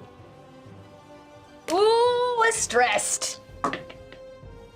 It's exactly the same. So, describe to me how these failings are affecting you stressfully. I think it's because I'm overextending myself. The last time I just focused on one. Immediately I have split my attention, and that is the downfall of this effort. I'm trying to move them both at the same time, and it's just so difficult to focus. I'm freaking out that I know that these are... The affliction is literally here. This is the worst nightmare come to life before my eyes. And it is... I overestimate myself. In the midst of the growing chaos, a cluster of goblins rush Papa Punley. Before he can hide or run, the goblins have grabbed a rope, attached it as he tries to get away to his foot. They reach out and get his foot. Mama! With the strained call of Papa Punley ringing out for all to hear, the usual soft hue of Gene 3's glowing K-core and eyes flicker, and then turn a disturbingly vibrant red. Captain, permission to enter Mean Gene mode.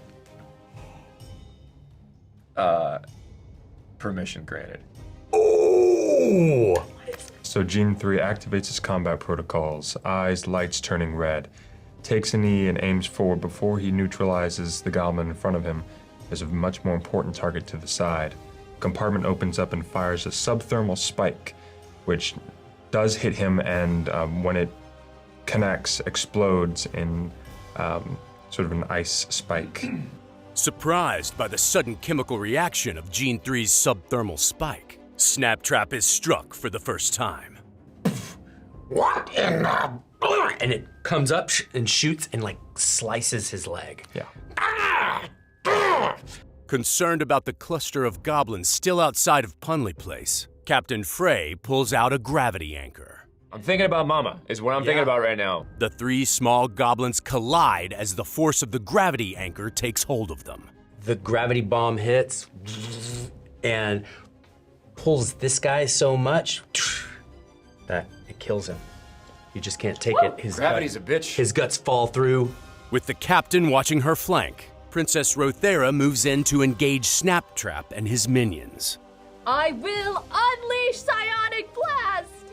Okay, what does this do? I will place 2 tokens on there, and I make a spellcast roll against a target within far range. I will target Snaptrap. Okay, fantastic. Give me a roll. Okay.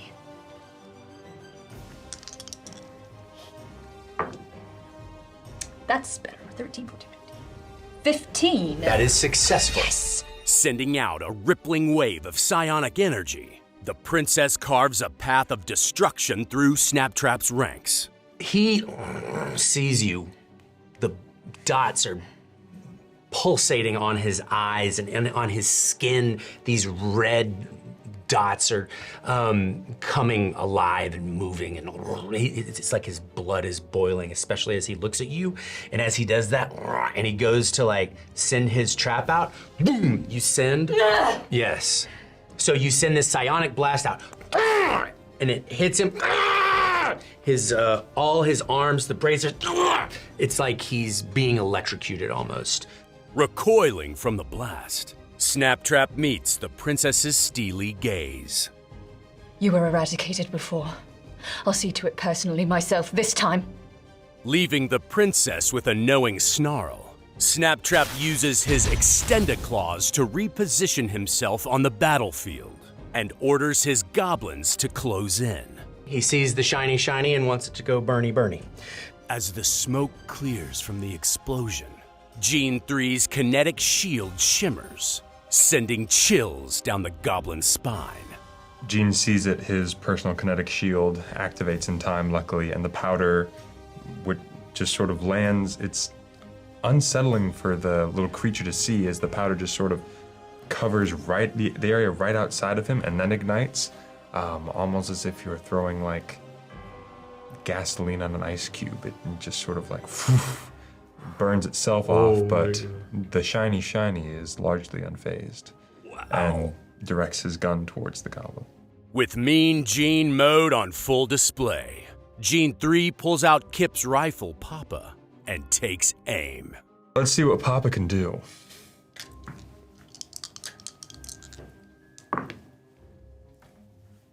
Okay, that is what's my presence?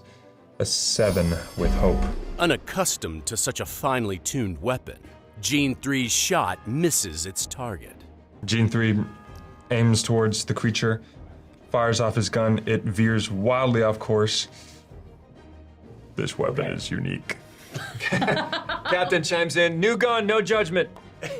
Spotting an opening, the powder goblin nearest the princess readies another explosive.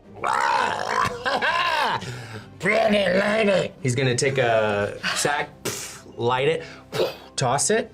Luckily, her supercharged kinetic shield kicks in just as the blast lands. Personal kinetic shield that Jean enhanced earlier flares to life, almost like, and there's an like it buzzes against me, and I turn just in time, as for the flare to scatter against it. Yes. So I'm not hit as badly. With his crew experiencing back-to-back close calls, Captain Fray adjusts his focus, placing snap traps square in his sights. I heard that shield crackle, and I turned around. I just looked down the barrel of my gun, and I say, it's a quick witty one-liner here. Snap Trap's a stupid name. Because I heard him say it. He said, I am Snap Trap. I am Odysseus, right? Yes. So I say, Snap Trap's a stupid name, and I pop him one. The captain finds his target, and Snap Trap takes the full force of a Cosmocore sidearm in the chest. And you shoot him, and he's like, Following the captain's shot, Princess Rho'Thera readies her prismatic blade and advances as close as she dare. I'm closing in as Captain Fray's shot impacts him, so he's barely recovering as he sees me coming, and I come down. okay, give me a roll. Let's see if you do Oh it. god, let's go. Big money! That's small money, unfortunately. 7, 8, 9 total. Wounded as he is, Snap Trap manages to dodge the princess's attack. And I will mark a stress. You know what? Yeah, now's the time. You know what? We're gonna go balls to the wall. Gain a +2 bonus to the action rolls result. Infuriated by her failure, the princess attempts to push herself even harder, stressing her abilities to find any purchase for her blade. 11 is still a miss. No! It's okay. That's valuable information. It's okay. I don't regret it. Fear of their master getting pinned down, both powder goblins hurl explosives towards the group. So he throws it like right at your feet. You're Look down at it, I'm like, I don't say anything, I just kind of give him one of these, like, really? The explosives miss the captain and are absorbed for a second time by the princess's kinetic shield. I actually don't even glance back. My normal armor underneath the clothing that I'm wearing, it just kind of like, and I don't flinch. Doing quick calculations, Gene 3 knows the crew's shields can't keep this up for much longer, and decides to showcase just how he came about the nickname of Mean Gene.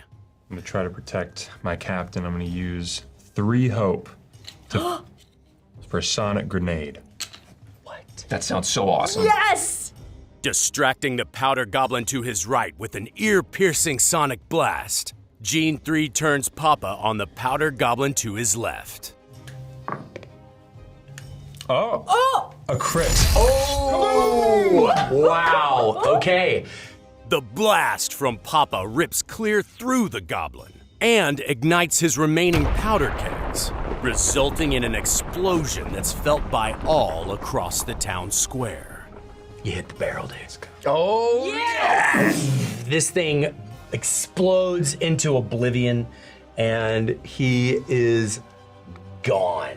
Showing little concern over the dwindling of his goblin force, A grin spreads across Snaptrap's smug muzzle as he decides he successfully got what he came for. He shoots his trap No. and goes up to the platform ship.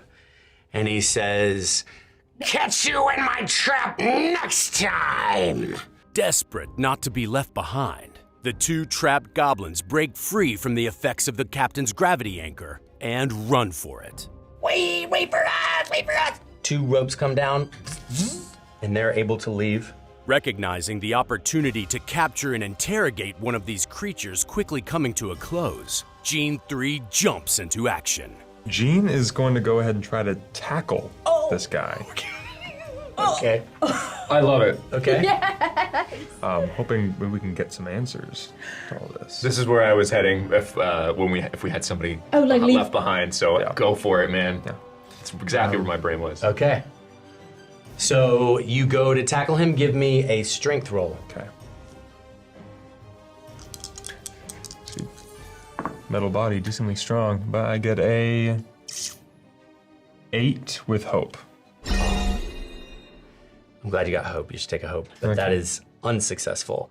Heroic as it was, Gene 3's metallic body clangs against the dirt road as his target is carried skyward, along with the innocent townsfolk Snaptrap abducted.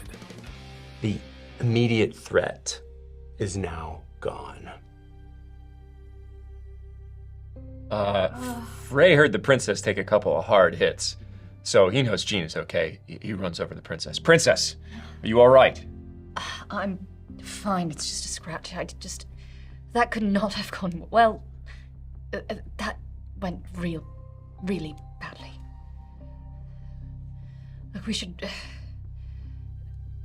scout the area, make sure there's nothing or no one left. As you're looking around, it's horrible. There are fires people are going to the well now and siphoning out, pulling up the bucket and trying to get like a chain of people to put out certain fires. Carts have been knocked over, produce laid out. Their sheep are running all over the place. They've been let loose. It is mayhem. They're on the front porch. Mama Punley is just Papa! So, and there is... Which building is on fire? There's small fires everywhere. This one, they're able to put it out. It's, the bomb guys have thrown some things. It's not a massive blaze, but they're off the map. There are a couple of charred buildings, small outhouses. The constable is out. He's running around trying to help people. There is a girl, Denalia. She's going around. She has a couple of bottles that she's putting to people's lists. There, it'll be okay. And she is giving them aid. But it is an event has happened here. And you can tell they're kind of amazed and shocked, and some people are hurt, and other people are just missing now. Excuse me, attention everyone, please. There are a few of the enemy corpses left. I ask you not to touch them. We will dispose of them ourselves. Please do not go near them. Do not pick through them. Do not touch them. Stay far away. Give them a wide berth. And there's one small teenager over near the body of a goblin that has a little pile of bones that he was looting out of the pocket. And he looks at you and goes, stop, please, don't touch them. Okay. And he walks off. I don't challenge the princess, but I do kind of give her a WTF kind of look. Explain later. Oh gosh, there's no time. Please help who you can. I'm going to... Jean, could I ask for your help in disposing of these bodies? I don't want anyone organic to touch them. If we could burn them, that would be ideal. Whatever they had, I don't want it spreading. So as you look around, you can tell that Graham and Tremmel and Mr. Punley and Ruru are the ones most immediately seen as missing. Yeah, so you are able to gather the remnants of the bodies. You can put them away in a certain area to be burned. Yes, and that the constable he understands, and some farmers go and begin to start digging a hole to put them in and to start a pyre. So that's taken care of. Who is in charge of the well? Is there no one? It's just the town well.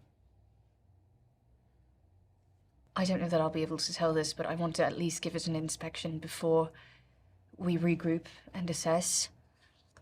I hope it's a coincidence that they appeared right over the town well. I don't... Give me an insight roll. Instinct, sorry. 11. 11. That's... Yeah, 11. You're able to, with your psionic powers, you do not sense the presence of the affliction anywhere nearby. In the well or anywhere? Okay.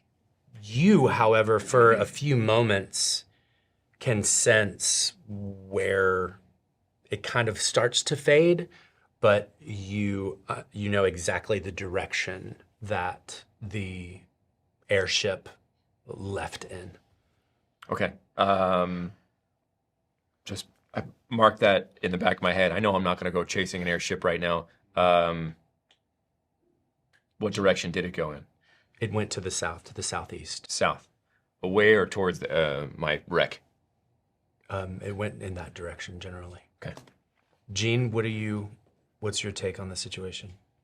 I'll wait until they're ready to talk about everything, but in the meantime, I'm moving the bodies. Okay. As the princess has asked. Okay. Not sure why.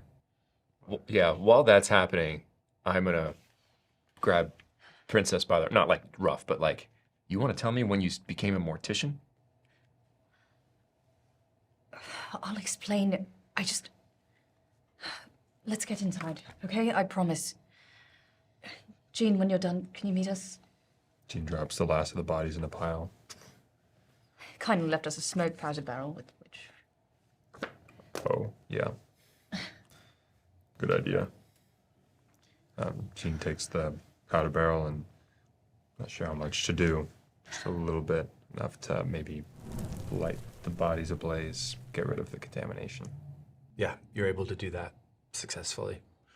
And so they're burning all the, you can smell the acrid scent of flesh burning, and there are other farmers there, and you're able to have them tend to it, and you give them, instructions to make sure that it's ash. And so you're able to go back to would you like to go to the Punley place or somewhere you said let's go inside. Where would you like to go to talk? I would start walking to the Punley place. I'll follow. Okay. I want to take a second and check in on Mama. Yeah. What's going on with her? Is there someone with her, or is it she just losing her mind out front? There are people around her. There's two young girls that you saw earlier in the Mouse and the Kitten. One with dark hair pulled back, and the other one with braids, and they're just both like patting her, just kind of rocking. She's kind of just rocking. She's just distraught. Before I go inside, I just quick shoulder squeeze. That's all. Just lock eyes, shoulder squeeze. I'm not going to make a big deal out of it, but... She looks up at you. As you do that, she just taps your hand and then just breaks down again. In we go. Okay. So you guys go inside. There's definitely, it's a shambles. You can hear people weeping. The fire is still going, and there's a place to sit and kind of discreetly have a conversation without other people hearing, if that's your intention. Assuming that's your intention. I know, I owe you an explanation. Those creatures... The reason we're on this planet is because I sensed what I sensed back there in the tavern. That's what happened before I came out on your ship and I told you we needed to come down here. That's what I felt. It's called the Affliction. It's a virus. And they have it. You can tell. That's why I didn't want you to go anywhere near it. That's why I didn't want anyone to go near it except Jean, who I believe cannot be infected. They take over minds. The virus is sentient, and it shouldn't exist. It was supposed to be eradicated. I know because my family fought it generations ago. And they said that they wiped it out. It's supposed to be gone. It's supposed to be a bad nightmare, a story to tell children. It's supposed to be a part of history. And that's where it was supposed to stay, but I don't know how it survived. It's not supposed to have.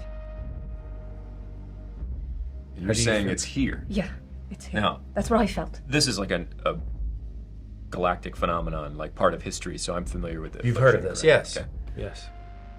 Both of you would have heard of it. And I'm sorry I didn't tell you earlier. I just had to be sure. I've never felt it before we crashed. Now I know. It seems rather unlikely that that's what this is. We're so far from Gentirian space. I know. I don't know how it survived. I don't know what it's doing here. I don't know how it's spread. I just know that was it. I'm 100% certain. So you're telling me that a sentient virus Yeah. that we thought it was eradicated somehow hijacked a spaceship and landed on a planet with no spacefaring technology and is now running amok on this planet? One can only assume. I don't know.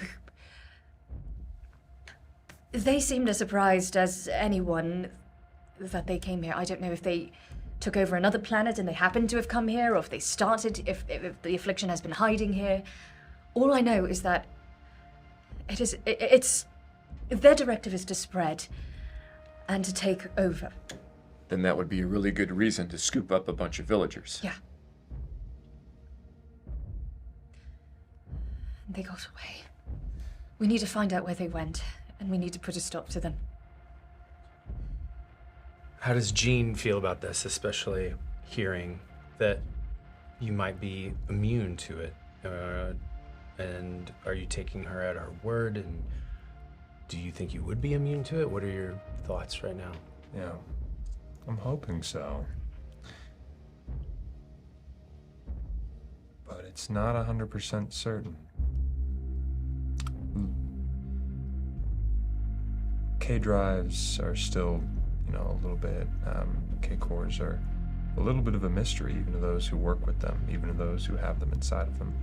If a virus attacks a mind, it's not to say it couldn't attach itself to something else with sentience. But if it's like most normal viruses, then yeah, Gene 3 should be immune. He'll do his best to help when he can, but I don't believe that's why we're here. What do you mean? The entire reason I insisted on a scan, I told you to look for people with signs of illness. This is it. This is the reason we came down. True. And now we've found out why you felt this way. But that's not why we're here. We are supposed to deliver you to somewhere important, where you have another duty to fulfill. Jane, this is my duty to fulfill. This is something that my people were almost eradicated by the Affliction. We beat it, barely, and we're still recovering. If we leave this matter uninvestigated, unfinished, there's no telling how bad it gets. I know I have to go home. And we need to tell people that this is happening, but we have to stop it. How exactly do you propose the three of us stop a pandemic on a planet we've never been to? We're supposed to get you home, Princess. We could bring the full power of your people against the Affliction here. But the three of us?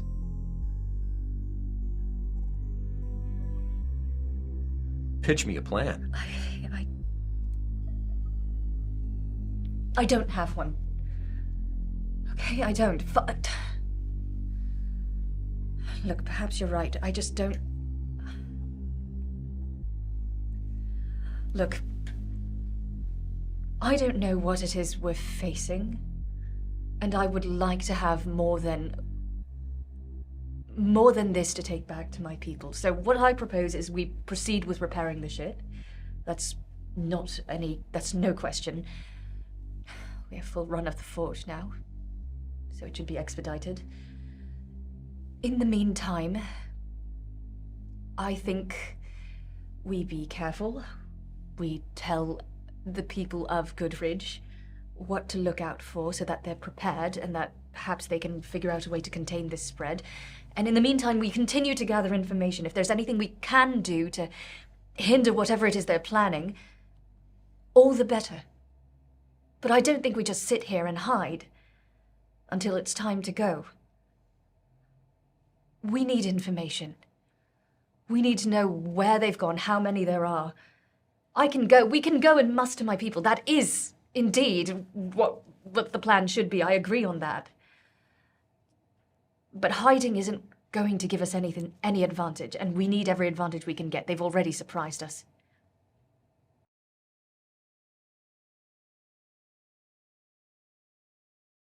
Gene, how long until you can get our ship ready? Let me make a knowledge roll. Sure. Yes, that's a great idea. Let me recall. Got a 14 with fear. Okay. That's just a roll, so Gotcha. the fear doesn't necessarily matter. Mm-hmm. It doesn't necessarily. Sorry, when does the fear and the hope matter? Huh? When does the fear and the hope happen? Oh, on action rolls. Action, So okay. as we were rolling and you were taking Like the- hope. Yeah, but for a reaction roll like Got that, it. you don't count the Okay. hope and fear. Word. But any other action rolls you would.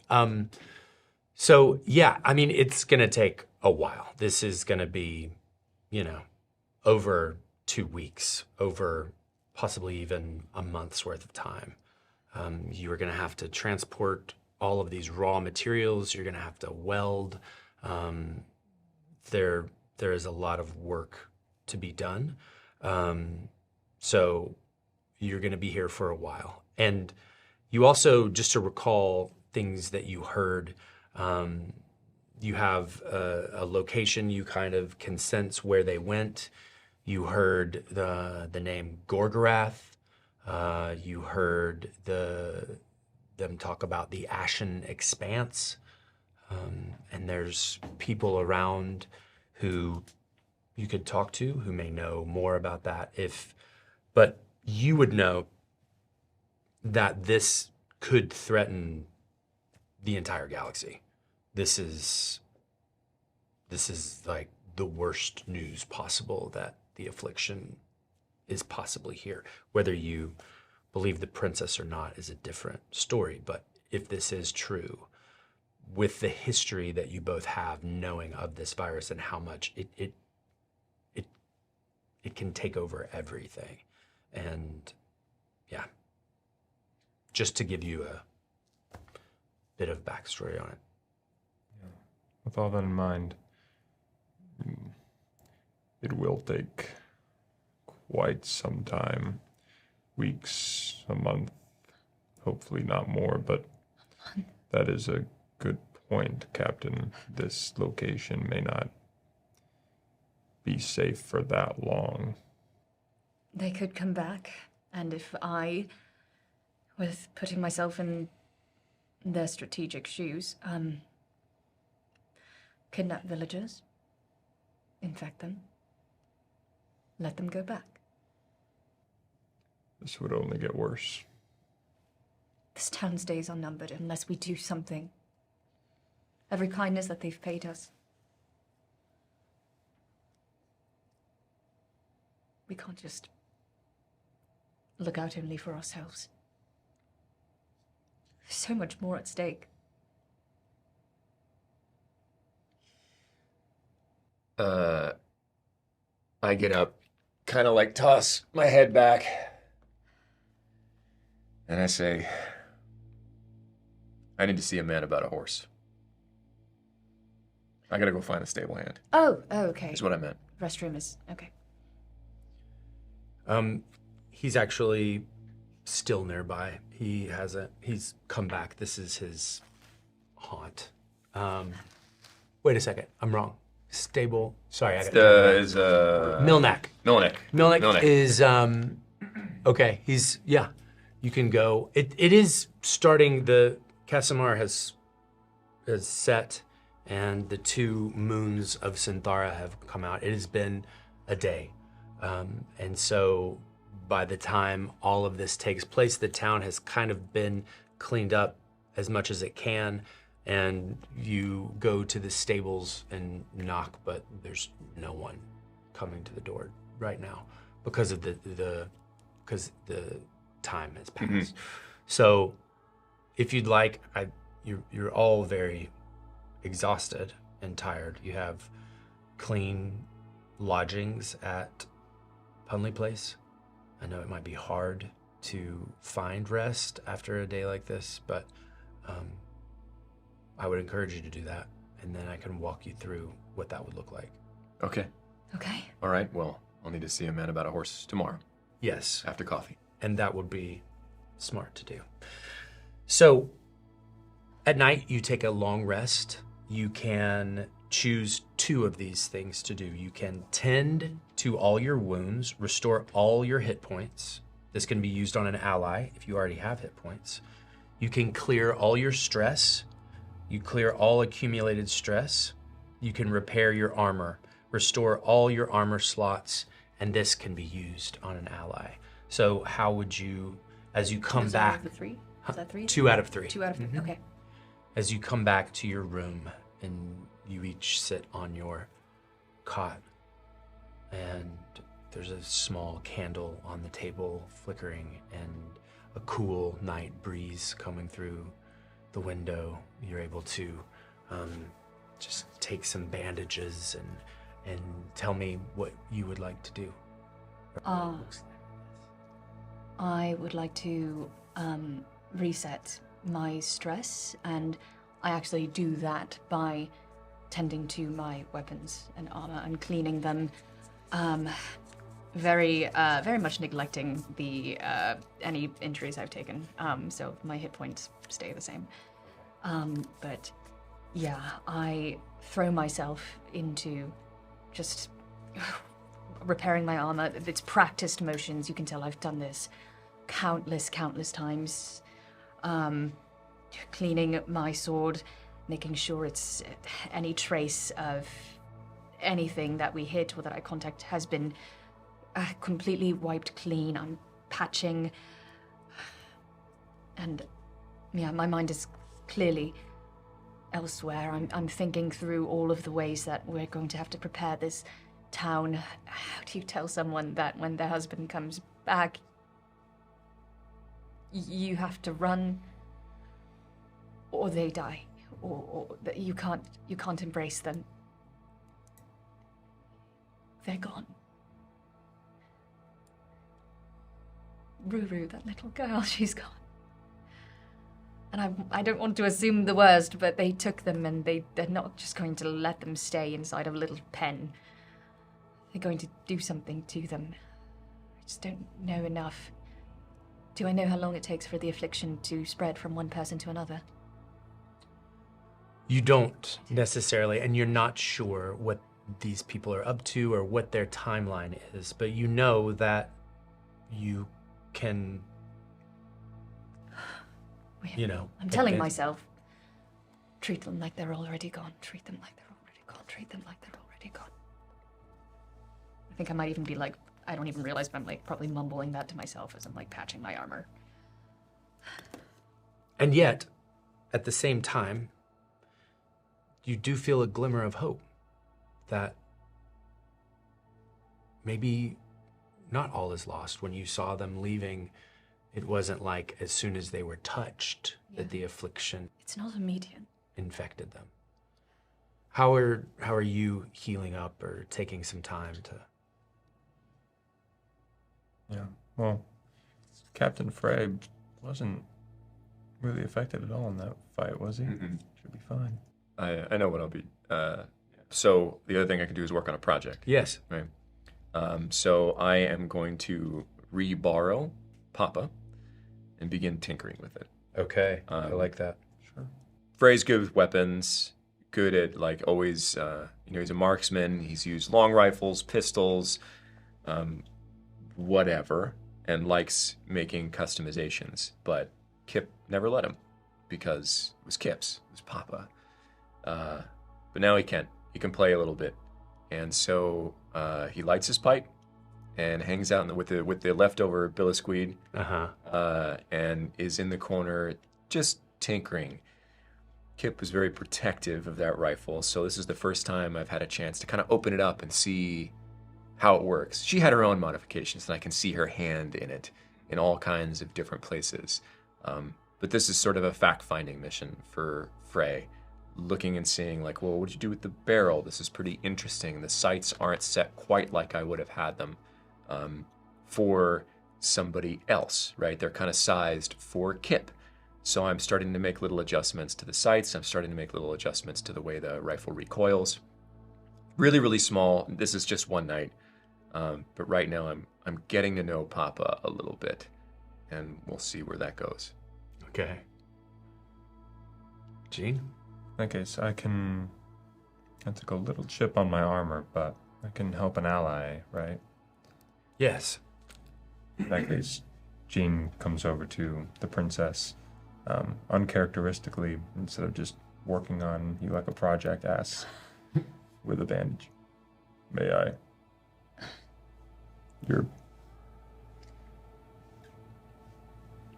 I have to put down the armor that I'm working on. Jean applies burn salve and the bandage. Need to keep our cargo in good condition. That's right. Fray snickers. Unscratched and unharmed. Thank you. You're welcome. Yay. I will hold up. Okay, so you all are able to do all of this in the night.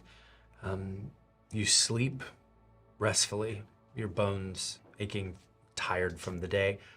You wake up fully rested, and you come down the stairs, and there are laid out on the table is a big basket full of muffins, and there's just a little sign that says, "Take one as you like, dash, Mama." And nobody's about, really. You're not sure where she is, but there is a basket of muffins provided for breakfast. So you're able to take those. You start to head out. You go back to the stable, and you knock on the door. Milneck comes out. "I see you survived. That is a good thing. I am glad. That was horrible. Never seen anything like that before. I lost 3 horses. They just took off when that monster threw his arm out. I've never seen fear like that in a horse's eyes before. I guess you'll be needing some, though, won't you? Follow me." And he just starts walking. And do you follow him? Oh, yeah. Okay. Give him like the head nod over the shoulder. So he's walking, puffing. The smoke actually smells sweet, like of lavender that's coming from his pipe.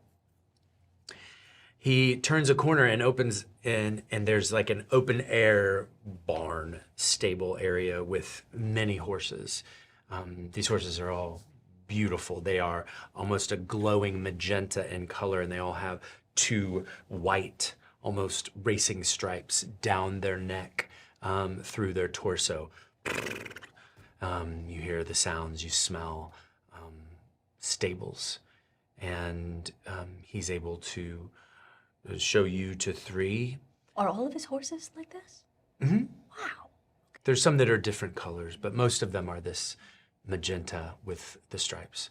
And he looks at 3, and he takes some time. He goes up and down. It's probably 50 yards back and forth, and he is puffing on his pipe and looking around, and you're kind of standing there, and he's making a decision and shakes his head no, and he goes and chooses another one very carefully, very methodically, and he brings 3 horses over to you. And he says, These are the ones. They will aid you. I'm sorry, we don't have anything we can give you in return. I think I know your intentions here. And if that's the case, this is my honor to give you these horses. And this. and he reaches around and he pulls out a small little pouch. Smoke it with care. And often. And often. And he tips his pipe to you. And he says, take care of them. We will. I extend my hand to shake it. I don't know if they do that on this planet. But I said, yesterday you told me a story of the finest horses you ever saw in the company of an oracle. And that's the first thing you've ever said that was wrong.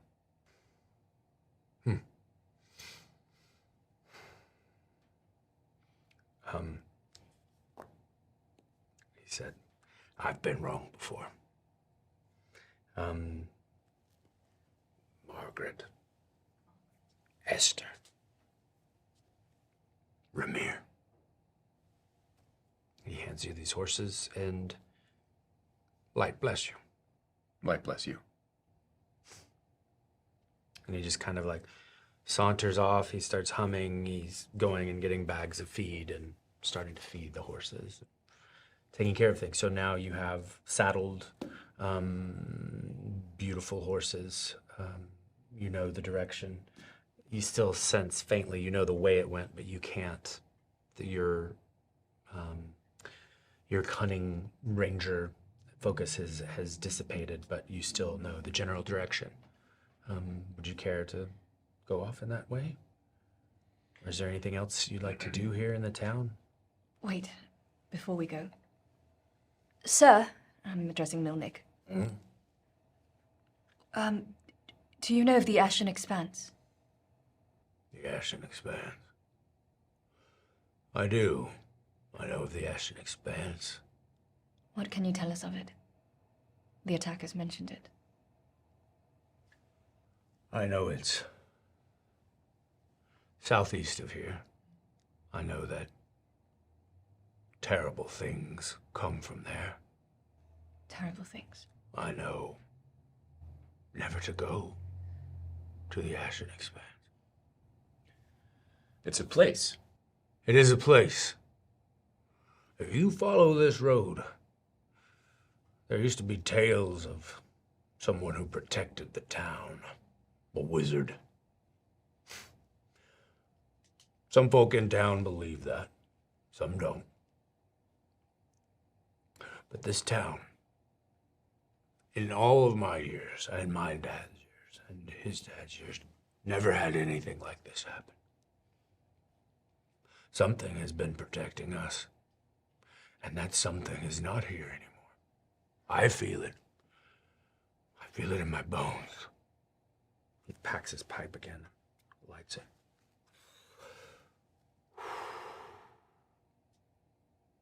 Oh, if only Rindor, the protector, were here. And he kind of laughs. Something has changed. The balance shifted. Now, I know I say that, I sound like a damn oracle, but something is different. Jean leans back and kind of whispers to Captain Fray. Wonder if it has anything to do with that big tower we crashed into. Wizards love the towers. Gene, there's a lot of towers in the galaxy. So and true.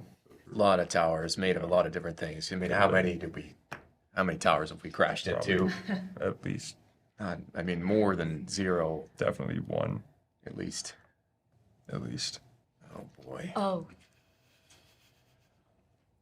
Okay. So he says, if that's all, kind of goes back, smoking his pipe and taking care of the steeds.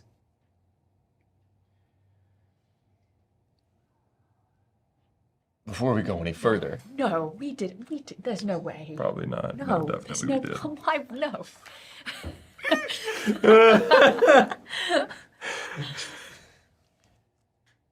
do either of you Yes.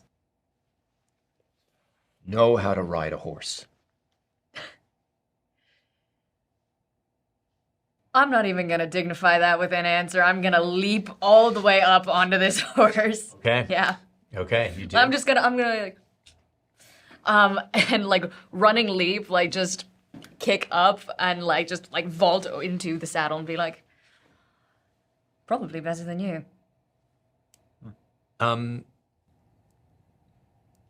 Yes, you do that. I was tempted. And then you face the I was very plant. tempted, but then I was like, Yeah, and the horse kicks you in the head. Yeah. Good night. but you do sense a connection with the horse. Her name's Margaret. And so these, there's like, I mean, we're not, but there is some kind of connection there, and you are able to mount Margaret and continue. So, what are you guys doing? Gene, I don't like horses.